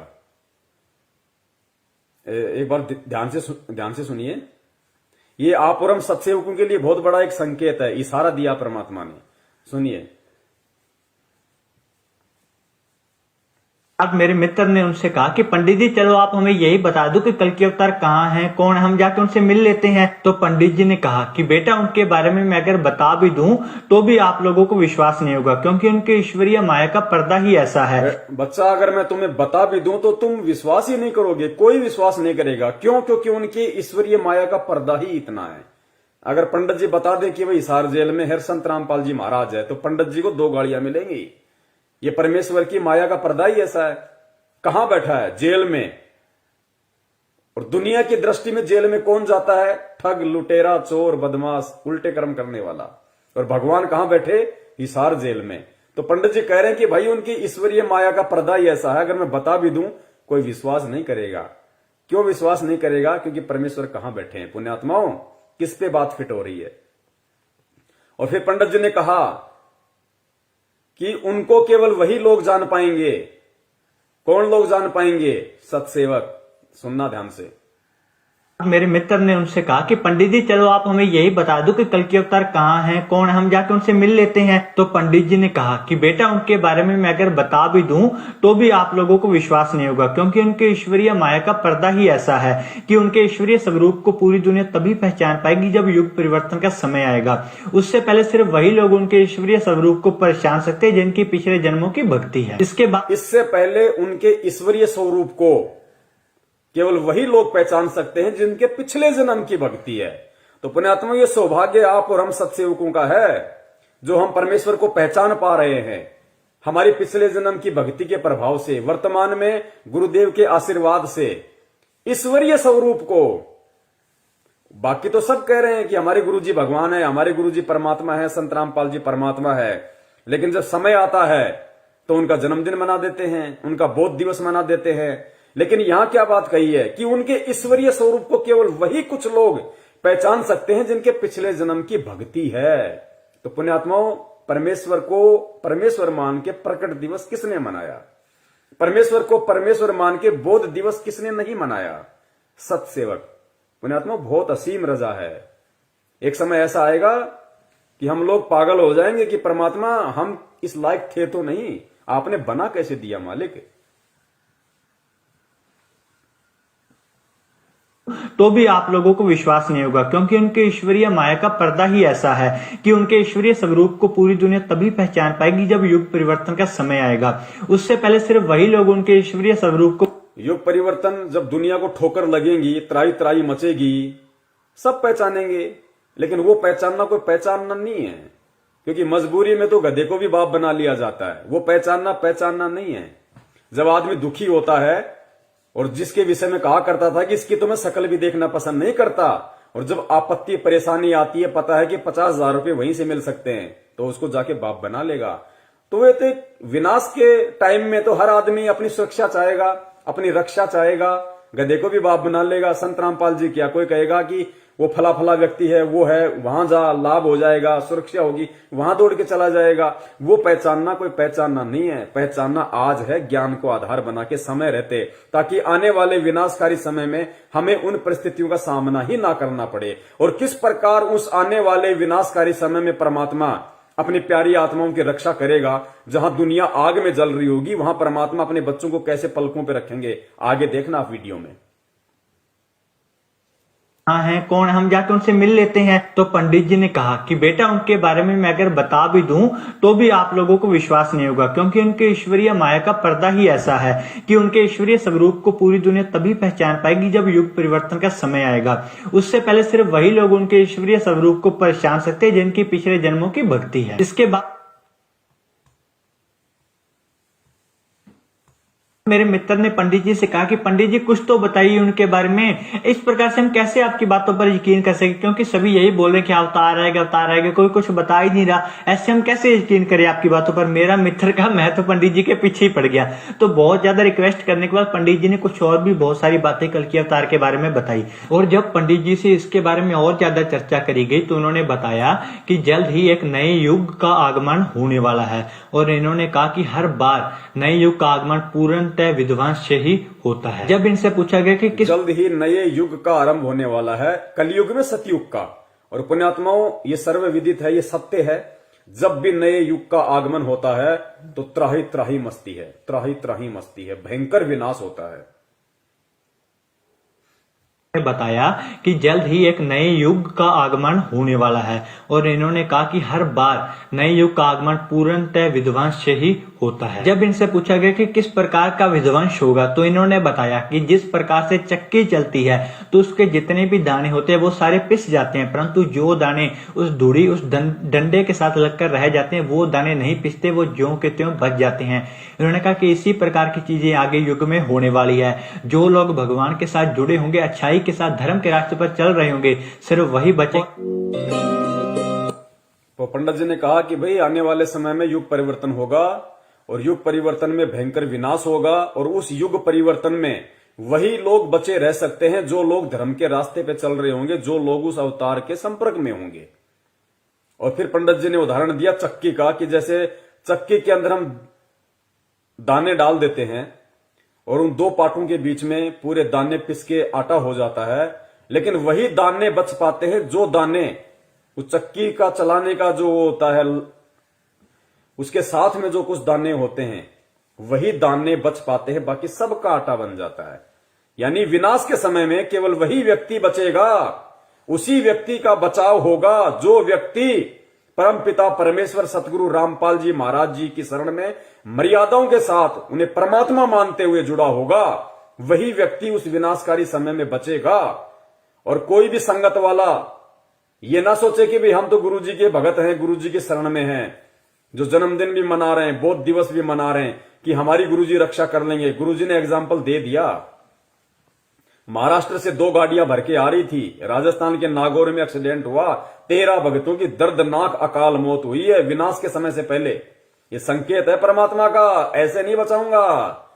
बचाव उसी का होगा जो परमात्मा को परमात्मा मानेगा, मर्यादा में रहेगा, भक्ति करेगा। ड्रामे करने वालों को, राजनीति करने वालों को, आरक्षणबाजी करने वालों को, गुंडों की सीबीआई जांच करने वालों को, कुपात्रों को ज्योति पाठ दान का पैसा देने वालों को, कुपात्रों के हाथों जो पाठ हो रहा है मुंडका, रोहतक, जिंद, भिवानी में, वहां जा के भीड़ इकट्ठा करना, उनको पैसा देना कुपात्रों को, उनका बचाव नहीं होगा। अगर बचाव करना होता तो महाराष्ट्र से 13 भगतों की जो अकाल मौत हुई थी राजस्थान के नागौर में बस एक्सीडेंट में, जो हिसार में गुरुजी के दर्शन करने जा रहे थे, वो भी भगवान के लिए जा रहे थे लेकिन मर्यादाओं से दूर थे, क्योंकि हिसार जाना गुरुजी का आदेश नहीं, धक्के खाना भटकना। परमात्मा ने मंत्र दे दिया, भक्ति आरती सत्संग दे दिया, घर बैठ के भक्ति करनी है जब तक परमेश्वर नहीं आ जाते। धक्के खाने वालों को भगवान नहीं बचाएगा। कहा कि वही बचेगा जो उस डंडे के साथ में चिपका रहेगा। और कबीर परमेश्वर की वाणी बताई, खुद कबीर परमेश्वर ने संत रामपाल जी महाराज जी के रूप में आके क्या बताई कि चलती चाकी देख के दिया कबीरा रोई, और 2 पाटन के बीच में साबुत बचा न कोई। और फिर गुरुजी ने क्या बताया कि कौन बचेगा, तो गुरुजी ने बताया कि चलती चक्की देख के दिया कबीरा रोए, 2 पाटन के बीच में साबुत बचा न कोई, और जो कीले से लागा रहे वाका बाल न बाका होए। वो किला वर्तमान में केवल परम पूज्य सतगुरु रामपाल जी महाराज जी हैं। और 2 पाठ, एक दुर्गा और एक काल, इन दोनों के बीच में जो आ गया उसका तो आटा बनेगा चकनाचूर। और किले से लागा रहे ताका बाल ना बाका होए, ताका नाश ना होई। वो किला वर्तमान में पूरी पृथ्वी पे अगर कोई है जिसके संपर्क में रह के अगर कोई सुरक्षित रह सकता है, कोई विनाश के समय में बच सकता है, वो किला केवल परम पूज्य सतगुरु रामपाल जी महाराज जी हैं। वो कल्कि, वो अवतार, वो महापुरुष, वो तारणहार, वो मुक्तिदाता, वो जगत गुरु, वो सायरन, केवल परम पूज्य सतगुरु रामपाल जी महाराज जी है वो किला, जिसके साथ अगर कोई लगा रहेगा। साथ लगने का मतलब है उनकी शरण में, उनकी भक्ति। और उनकी भक्ति वर्तमान में जगह जगह लोगों ने फर्जी नामदान केंद्र खोल रखे हैं। उन्हीं के परिवार वालों ने, उन्हीं के भाई बंधुओं ने, रिश्तेदारों ने, कोऑर्डिनेटरों ने, सारे के सारे उन ठग लोगों ने, क्योंकि वो उस तारणहार को तारणहार नहीं मान पाए, उस परमात्मा को परमात्मा नहीं मान पाए और धार्मिक धंधा सेट कर लिया। उनके फर्जी नामदान केंद्रों से नाम दीक्षा लेने वालों का बचाव नहीं होगा, वो उनकी शरण नहीं मानी जाएगी। उस परमपिता परमेश्वर की शरण जब तक वो हिसार जेल से बाहर नहीं आ जाते, और अगर उस विनाश के समय के बाद आएंगे, उससे पहले नहीं आएंगे, ध्यान रखना। जब त्राही त्राही मचेगी उसके बाद आएंगे, उससे पहले नहीं आएंगे। क्योंकि परमेश्वर ने अपना वचन सिद्ध करना है कि पूरी पृथ्वी मेरा नाम लेगी, घर घर में बोध विचारा होगा। तो घर घर में बोध विचारा होगा जब संख्या कम होगी, ज्यादातर संख्या का विनाश हो लेगा, देशों के देश भिड़ेंगे, गृह युद्ध होंगे, तांडव मचेगा, आदमी आदमी को काटेगा। अभी आगे देखना, छोटा सा वीडियो बता, ज्यादा लंबा नहीं है। उस भविष्यवाणी में क्या बताया गया है जय गुरुदेव के द्वारा कि उस समय क्या होगा, कैसे तांडव मचेगा। आदमी सोचेगा कोई आदमी दिख जाए तो उसको काट के खा जाऊं, अन्न का दाना नहीं बचेगा, अन्न का दाना। और उस विकट परिस्थिति में गुरुजी कैसे आप और हमारी रक्षा करेंगे वो भी आप देखना, किस विधि से करेंगे। हमें भूखा नहीं मरने देंगे परमात्मा, किस विधि से और किनकी करेंगे वो भी आप देखना आगे वीडियो में। तो वो किला एकमात्र परम पूज्य सतगुरु रामपाल जी महाराज जी हैं। और जो व्यक्ति ये वीडियो देख रहे हों और अपना बचाव चाहते हो समय रहते, तो उन फर्जी नामदान केंद्रों पे जाके नाम दीक्षा मत लेना भैया, उल्टे मरोगे, उल्टे फंसोगे। सीधा सा उपाय है, सत्संग सुनो पहले। यूट्यूब पे किसी भगत से मेमोरी कार्ड लेके जो आपके संपर्क में आ जाए, कोई पुस्तक पढ़ के संत रामपाल जी महाराज जी के पहले सत्संग सुनो। अगर उनके आने तक आप सत्संग भी सुनते रहोगे और सत्संगों के माध्यम से वो जो नियम बताते हैं, जो बुराइयां छोड़ने के लिए कहते हैं, उनको आप छोड़ दोगे, आपका बाल विवाका नहीं होगा, बाल विवाका। और अगर उनको परमात्मा मान के, सत्संग सुन के, ज्ञान को आधार बना के कि धरती पे अगर कोई संत है तो केवल यही है, भगवान अगर कोई धरती पे है तो संत रामपाल जी महाराज है, अगर इतना विश्वास आपको हो जाए, उसके बाद में किसी भी सत्सेवक भाई बहन से संपर्क कर लेना। उसके बाद में अपने घर में परमात्मा की 3 समय की आरती करो, घर में देसी घी का खड़ी बत्ती वाला दीपक जलाओ, परमेश्वर को दंडवत करो, सत्संग सुनो, परमात्मा का शब्द सुनो। बाल बाका नहीं होने देगा परमात्मा, बाल बाका नहीं होने देगा, और कोई तरीका नहीं है। प्रकार की चीजें आगे युग में होने वाली है। जो लोग भगवान के साथ जुड़े होंगे, अच्छाई के साथ धर्म के रास्ते पर चल रहे होंगे, सिर्फ वही बचे। अब देखिए लास्ट पार्ट है ये, उसके बाद में हम परमपिता परमेश्वर जी की दया से थोड़ा आराम करेंगे फिर। तो ये लास्ट है कि वो विनाश का समय होगा, कैसा होगा, कैसा उसमें तांडव मचेगा, किस प्रकार से लोग त्राहिमाम हो जाएंगे, कैसी कैसी विकट परिस्थितियां पैदा होंगी। आप देखना आप इन चीजों को।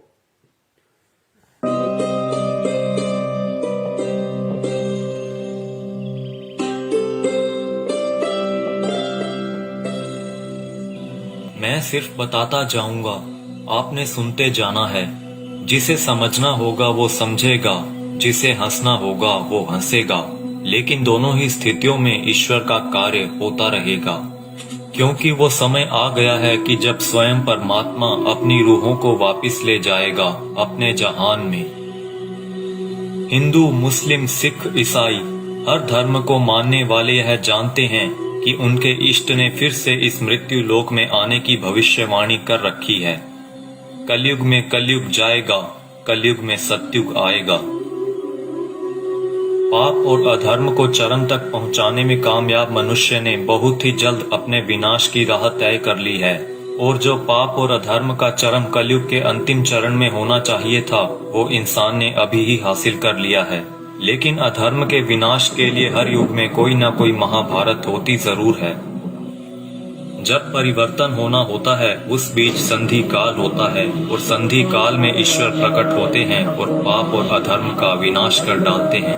देखो ये जगत वाले ये कह रहे हैं जब संधि काल का समय होता है, जब युग परिवर्तन होता है तो परमात्मा खुद प्रकट होते हैं, खुद प्रकट।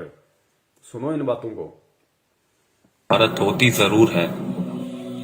जब परिवर्तन होना होता है उस बीच संधि काल होता है, और संधि काल में ईश्वर प्रकट होते हैं और पाप और अधर्म का विनाश कर डालते हैं।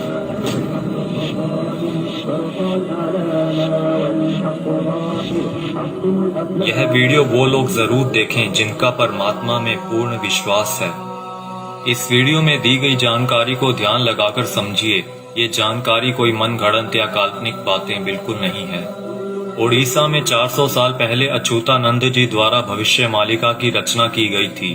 अच्युतानंद जी को भगवान श्री कृष्ण के परम सखा सुदामा का पुनर्अवतार माना गया है, जिसमें उन्होंने कलयुग के खत्म होने की भविष्यवाणी की है, जो कि गणनानुसार आने वाले कुछ वर्षों में हो सकता है।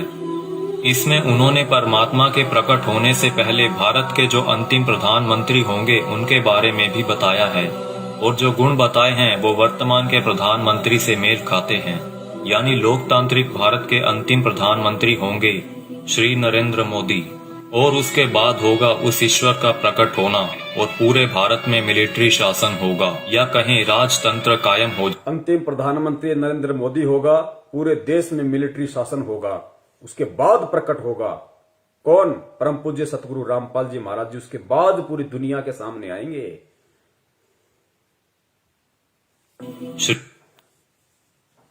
इसमें उन्होंने परमात्मा के प्रकट होने से पहले भारत के जो अंतिम प्रधानमंत्री होंगे उनके बारे में भी बताया है, और जो गुण बताए हैं वो वर्तमान के प्रधानमंत्री से मेल खाते हैं। यानी लोकतांत्रिक भारत के अंतिम प्रधानमंत्री होंगे श्री नरेंद्र मोदी, और उसके बाद होगा उस ईश्वर का प्रकट होना, और पूरे भारत में मिलिट्री शासन होगा, या कहें राजतंत्र कायम हो जाएगा, और पूरे विश्व में सनातन धर्म की पुनर्स्थापना होगी।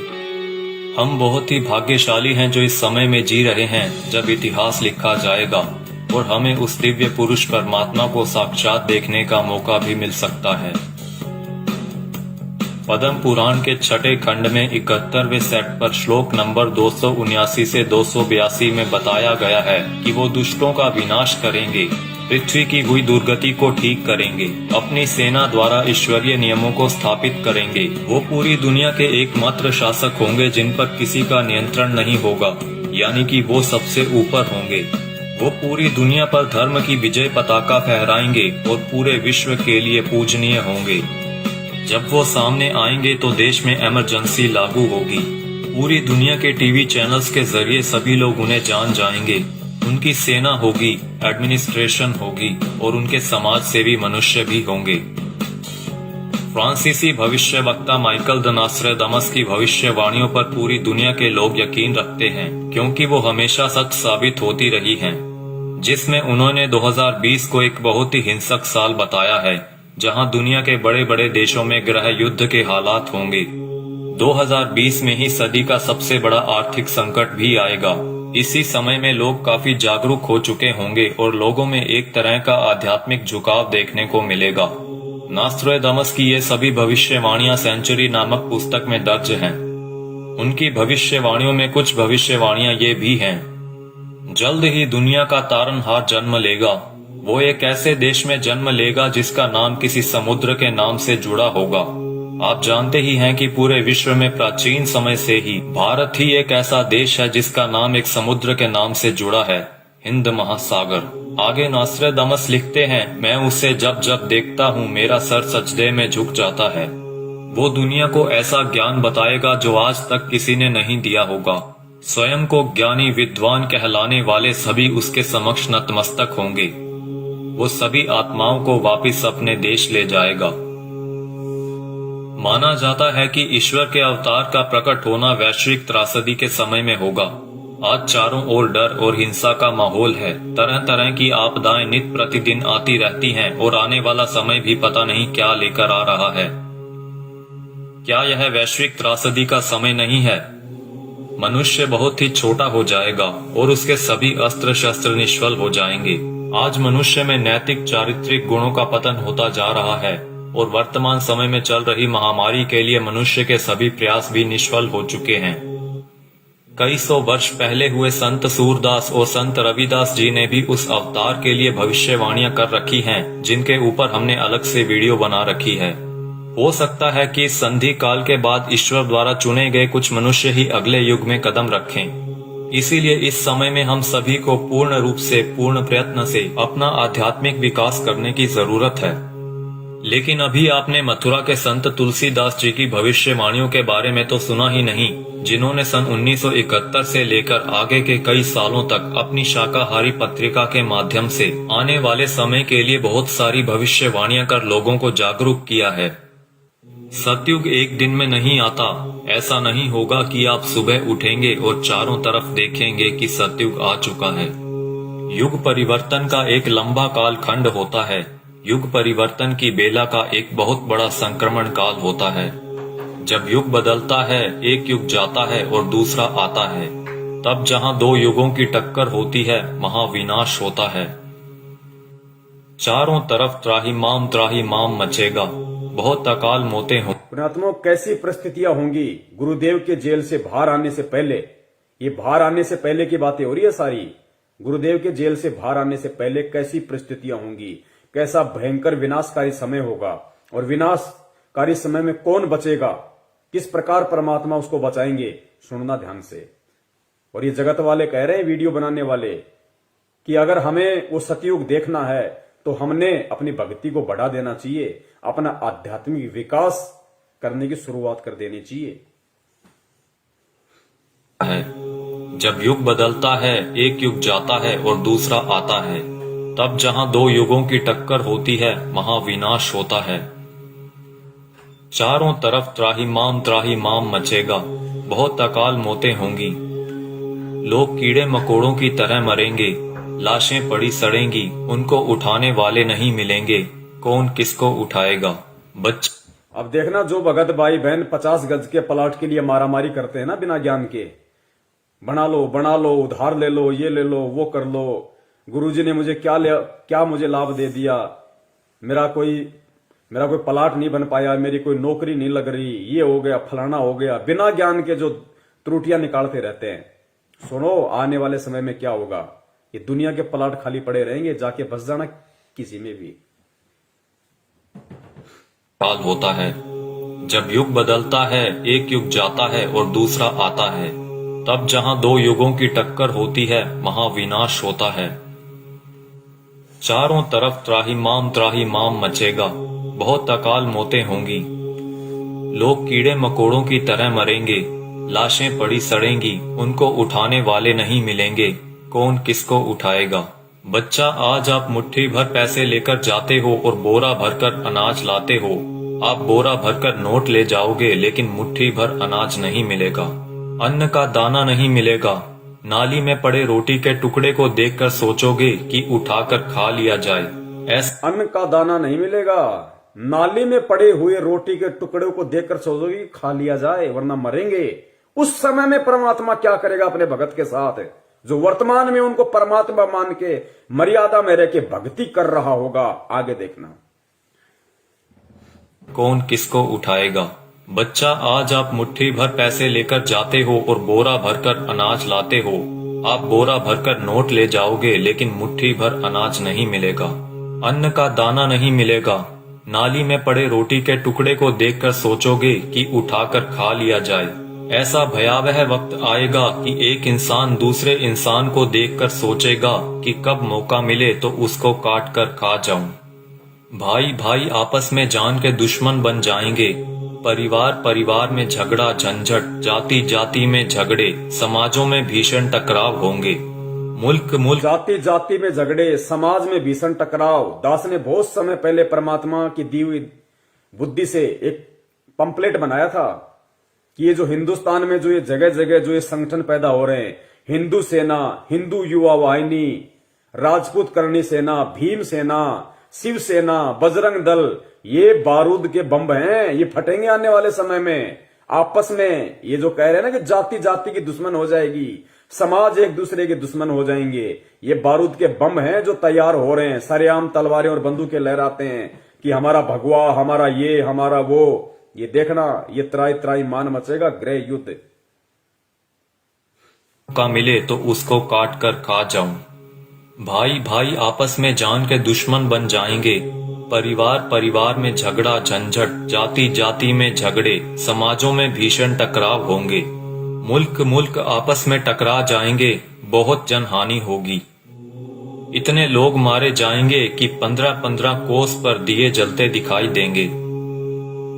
दूर दूर तक मकान खाली पड़े रहेंगे, उनमें रहने वाला कोई नहीं मिलेगा। जो बच जाएंगे और कहीं से कोई भटकता हुआ आ जाएगा तो कहेगा कि आप यहीं रह जाइए, साथ हो जाएगा। कई छोटे बड़े देश दुनिया के नक्शे से इस तरह गायब हो जाएंगे जैसे वो कभी थे ही नहीं। अभी आपने क्या देखा है? सूखा, अकाल, भूखमरी, बीमारियां, कोलाहल, कोहराम, बाढ़, महामारी। अभी आपने कुछ नहीं देखा, वो आगे आ रहा है। उसके एक बार से 200-200 गांव खत्म हो जाएंगे। बड़े बड़े शहरों का नामो निशान तक मिट जाएगा। ऐसी ऐसी बीमारियां आएंगे कि डॉक्टर जिनका नाम तक नहीं जानते, वो कहेंगे हमने ऐसा पहले कभी नहीं देखा। ऐसी भयावह बीमारियां होंगी कि डॉक्टर अस्पताल से भाग खड़े होंगे, कहेंगे हमारे पास इसका कोई इलाज नहीं है। आप समझते हो सतयुग ऐसे ही चुपचाप चला आएगा। भयावह विनाश लीला के बाद जो मुट्ठी भर लोग बचे रहेंगे वो सतयुग का नया सूरज उगता हुआ देखेंगे। भयंकर विनाश के बाद में जो मुट्ठी भर लोग बचेंगे वो सतयुग का नया युग देखेंगे। वो पुण्यात्माएं होंगी जो भक्ति करेंगी, जो गुरु जी के चरणों में लगी रहेंगी, जो किसी भी पाखंडी नकली गुरु धर्म गुरु के कहने पे उनकी वाणियों का उल्टा सीधा अर्थ बता बता के, पाखंडी जैसे वो मदन पंथ में कौन है वो नालायक, ऐसे लोगों के कहने से, उनके बहकाव में आने से जो अपने गुरु के प्रति अपनी श्रद्धा को खत्म कर देंगे, विश्वास को खत्म कर देंगे, शक और शंका की दृष्टि से अपने गुरु को देखने लगेंगे, भक्ति और ज्ञान को देखने लगेंगे, वो आने वाले सतयुग का स्वागत नहीं करेंगे, वो नहीं बचेंगे उस समय तक। का नाम तक नहीं जानते, वो कहेंगे हमने ऐसा पहले कभी नहीं देखा। ऐसी भयावह बीमारियां होंगी कि डॉक्टर अस्पताल से भाग खड़े होंगे, कहेंगे हमारे पास इसका कोई इलाज नहीं है। आप समझते हो सतयुग ऐसे ही चुपचाप चला आएगा। भयावह विनाश लीला के बाद जो मुट्ठी भर लोग बचे रहेंगे वो सतयुग का नया सूरज उगता हुआ देखेंगे और सतयुग की अगवानी के साक्षी बनेंगे। मुझे जो करना था मैंने अपना काम कर दिया है, अब कुदरत अपना काम करेगी।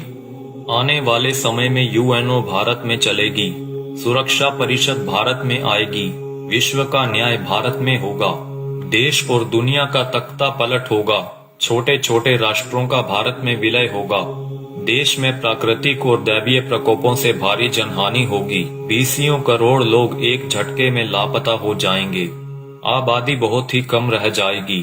भारत की बहुत कम आबादी होने पर भी भरपेट खाना नहीं मिलेगा। इतने कष्ट आएंगे कि लोगों की कचूमर निकल। भारत की बहुत कम आबादी बचेगी, कहते हैं उसके बाद भी भरपेट खाने के लिए भोजन नहीं बचेगा लोगों के पास में। ही कम रह जाएगी। भारत की बहुत कम आबादी होने पर भी भरपेट खाना नहीं मिलेगा। इतने कष्ट आएंगे कि लोगों की कचूमर निकल जाएगी। चारों तरफ विश्व युद्ध होगा। कीटाणु बमों का प्रयोग किया जाएगा। एक सफेद पोशाकधारी ही युग परिवर्तन का कारण बने। बंदी छोड़ सतगुरु रामपाल जी महाराज की जय हो। एक सफेद पोशाकधारी, क्योंकि ये जितने भी भविष्य वक्ता हैं विदेशी, ये जो परमेश्वर को देख रहे हैं, उस अवतार को देख रहे हैं, ये गुरु जी के वर्तमान रूप को देख रहे हैं। एक सफेद पोशाकधारी जिसका गौर वर्ण होगा, चरम विहीन पादुकाएं होंगी, मस्तक पे अर्धचंद्र का निशान होगा। ये सतगुरु रामपाल जी महाराज जी के वर्तमान रूप को देख रहे हैं। अपनी भविष्यवाणियों में उन्होंने वर्तमान समय को उन्होंने देखा था। एक सफेद पोशाकधारी ही युग परिवर्तन का कारण बनेगा। मिलेगा। और रूपानंद कह रही है कि वो उत्तराखंड में है, साधु संत है। यहां तो लाल कपड़े वाले हैं सारे, गले में मोटी मोटी रुद्राक्ष की मालाएं पहने बैठे हैं। कोई मुंडित है, कोई चंडित है, कोई जटाधारी है, कोई लंगोटाधारी है। सफेद पोशाकधारी तो केवल परम पूज्य सतगुरु रामपाल जी महाराज है। आबादी बहुत ही कम रह जाएगी। भारत की बहुत कम आबादी होने पर भी भरपेट खाना नहीं मिलेगा। इतने कष्ट आएंगे कि लोगों की कचूमर निकल जाएगी। चारों तरफ विश्व युद्ध होगा। कीटाणु बमों का प्रयोग किया जाएगा। एक सफेद पोशाकधारी ही युग परिवर्तन का कारण बनेगा। आप शीघ्र अतिशीघ्र उस आध्यात्मिक शक्ति के साथ जुड़ जाएं, तो आपका बचाव होगा।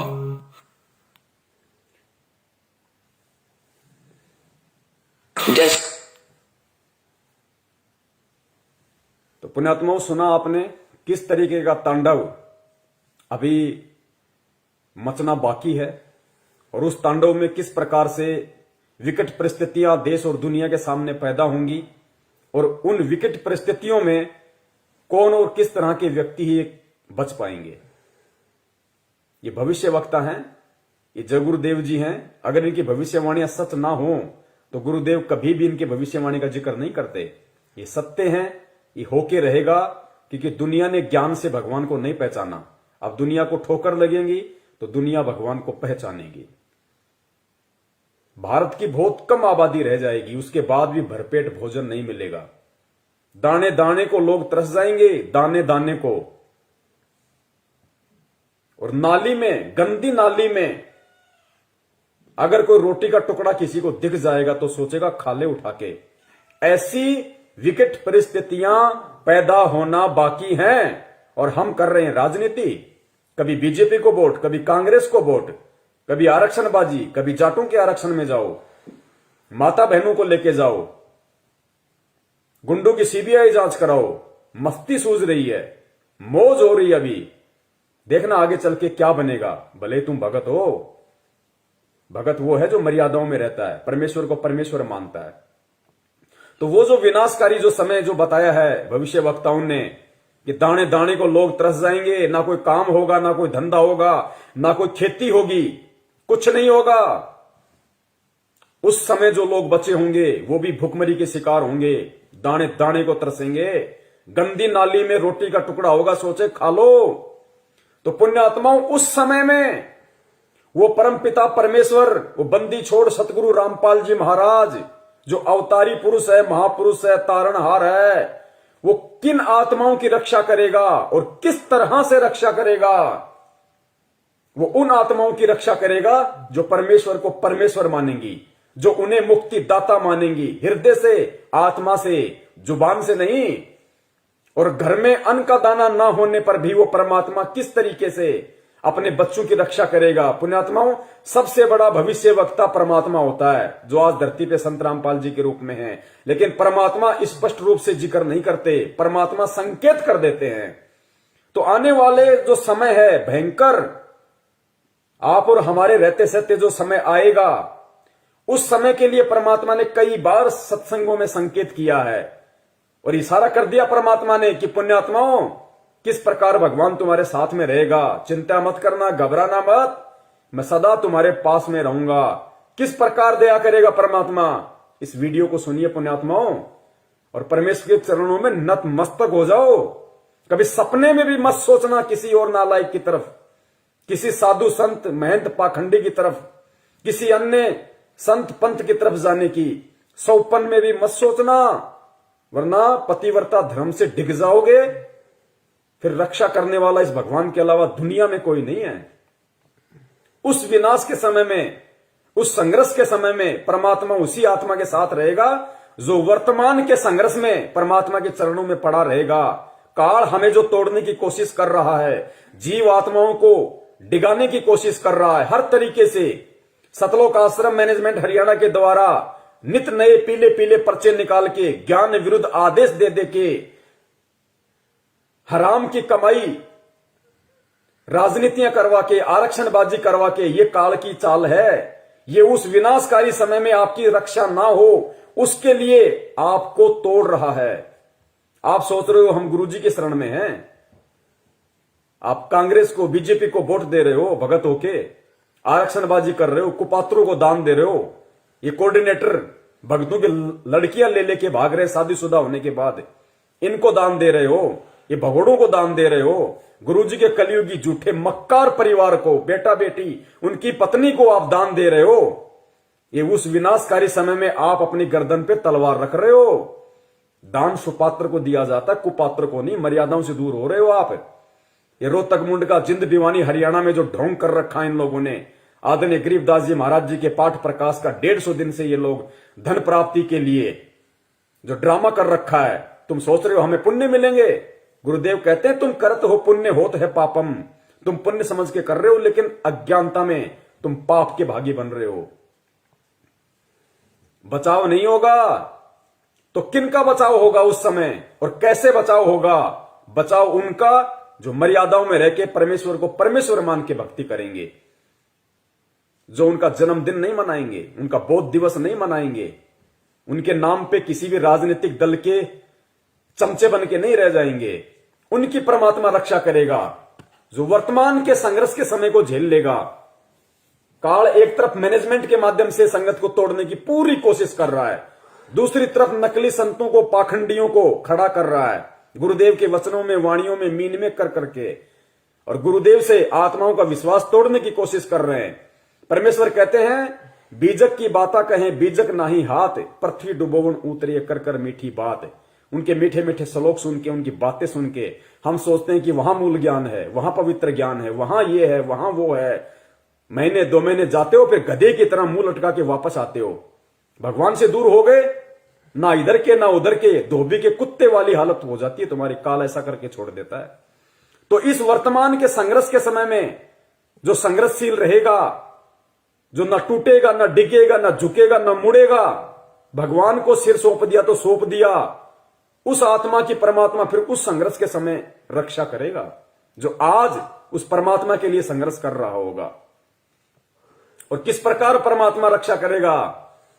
भक्तिहीन प्राणी और जो भगत आज मर्यादाओं में नहीं है, जो परमेश्वर को परमेश्वर नहीं मान रहे, उनकी स्थिति होगी उस समय कि गंदी नाली में अगर रोटी का टुकड़ा भी मिल जाए तो खाने को मजबूर होंगे। और जो भगत होंगे, जो सत्सेवक होंगे, सच्चे सेवक होंगे परमात्मा के, उनकी परमात्मा कैसे रक्षा करेगा? सुनो गुरुदेव के मुख कमल से।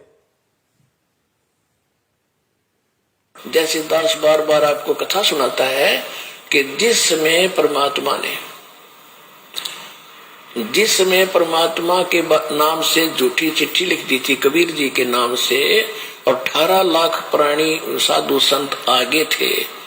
वो साधु संत कौन थे? घर छोड़कर जंगलों में अपने गुरुओं के पास भक्ति के लिए, भगवान के लिए भटक रहे थे। वो उनकी विशेष प्यारी आत्मा थी। अब वहां उन 18 लाख को 3 दिन तक झोपड़ी में बैठे गरीब जुलाई ने, वो तो भगवान थे, लीला कर रहे थे, 3 दिन तक उनको वो भोजन खिलाया जो कभी सुना भी नहीं था उन महापुरुषों ने, भक्तों ने, साधुओं ने। और सोना की मोहर दी और दोहर दी और छक्के हलवा पूरी कचौड़ी जलेबी छक छक खावा छह खावा दिन में भूखे मरे तिंदरे बुगड़े खानिए थे होते। तो उनके लिए जब ये लीला कर दी, पृथ्वी का को माल भी नहीं था, सतलोक से ला दिया जाता है। पृथ्वी का माल नहीं था, काशी का भंडारा किया परमेश्वर ने, 18 लाख को खिलाया दिन में 4-4 बार। इस पृथ्वी लोक का नहीं था, वो सतलोक से लाए थे परमात्मा। और फिर आगे देखना पुण्यात्माओं, किस प्रकार उस विनाश के समय में जब ऐसी संकट पैदा होगा, ऐसी विकट परिस्थितियां पैदा हो जाएंगी, क्योंकि गुरुदेव तो परमेश्वर है, अंतर्यामी है, उनको तो पता है उस विनाश के समय का। उस समय का थोड़ा सा जिक्र परमेश्वर ने किस प्रकार किया कि बच्चों, तुम्हारे घर में अगर 2 दाने भी होंगे तो परमात्मा क्या करेगा, फिर देखना। उसको कहते हैं भक्ति का प्रतिफल। मेरे बुगड़े खानिए थे होता है। तो उनके लिए जब ये लीला कर दी, पृथ्वी का को माल भी नहीं था, सतलोक से ला दिया जाता है। तो आने वाले समय में जैसे जनसंख्या बढ़ रही है, 100 वर्ष के बाद क्या खाएंगे ये, अगर ये माहौल नहीं बदलाते। फिर भगवान व्यवस्था करेगा, आपके घर में 2 दाने होंगे, तड़के भरा पाओगा मटका, पिप्पा भरा पाओ। आपके घर में 2 दाने होंगे ना, 2 दाने, तो परमात्मा कहते हैं भक्तिहीन प्राणियों की तरह मैं तुम्हें गंदी नाले में पड़ा हुआ रोटी का टुकड़ा नहीं खाने दूंगा। बच्चों, तुम्हारे घर में अगर 2 अन्न के दाने भी होंगे रात को, तो सुबह तुम्हारे उठने से पहले परमात्मा उस मटके को अनाज से भर देगा। ऐसी रक्षा करेगा परमेश्वर अपनी आत्माओं की।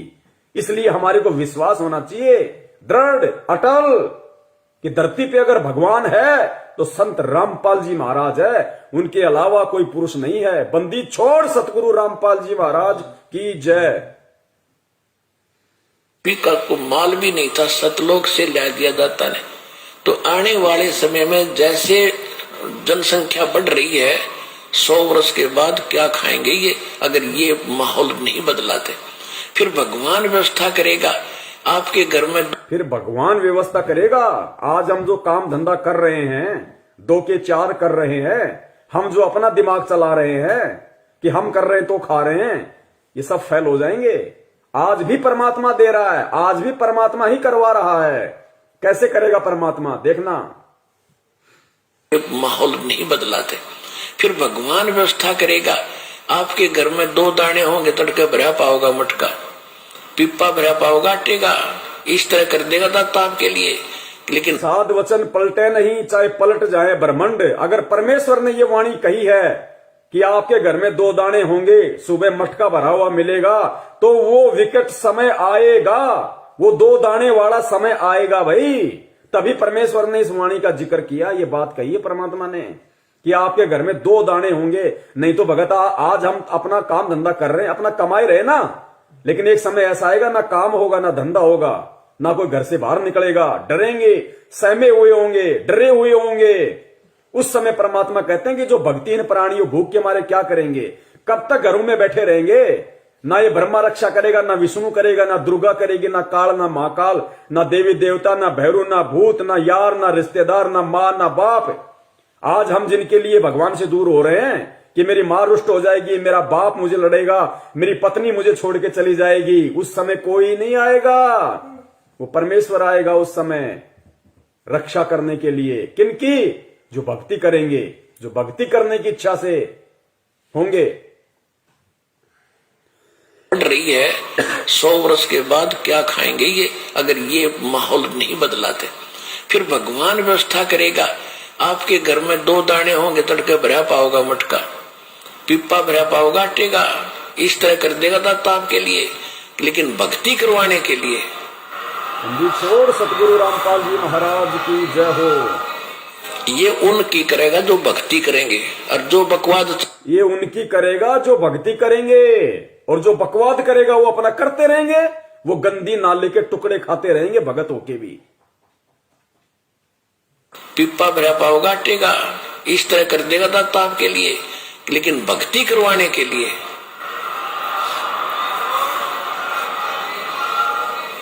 ये उनकी करेगा जो भक्ति करेंगे, और जो बकवाद चाहोगे वो अपना करते रहियो। ठीक है, जैसा भक्ति भजन करेंगे उनका लाभ मिल जाएगा, लेकिन वो उसमें से खड़ी रह जाएंगे।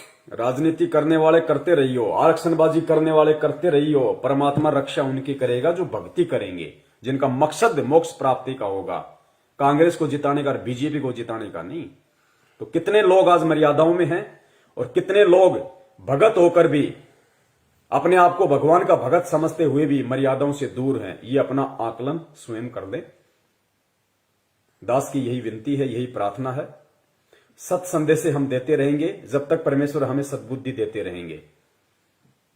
और निवेदन करूंगा सभी भाई बहनों से, वीडियो को ज्यादा से ज्यादा, ये ऐसा वीडियो है, ये बहुत लंबा चलना चाहिए वीडियो, हर आत्मा तक संदेशा पहुंचना चाहिए।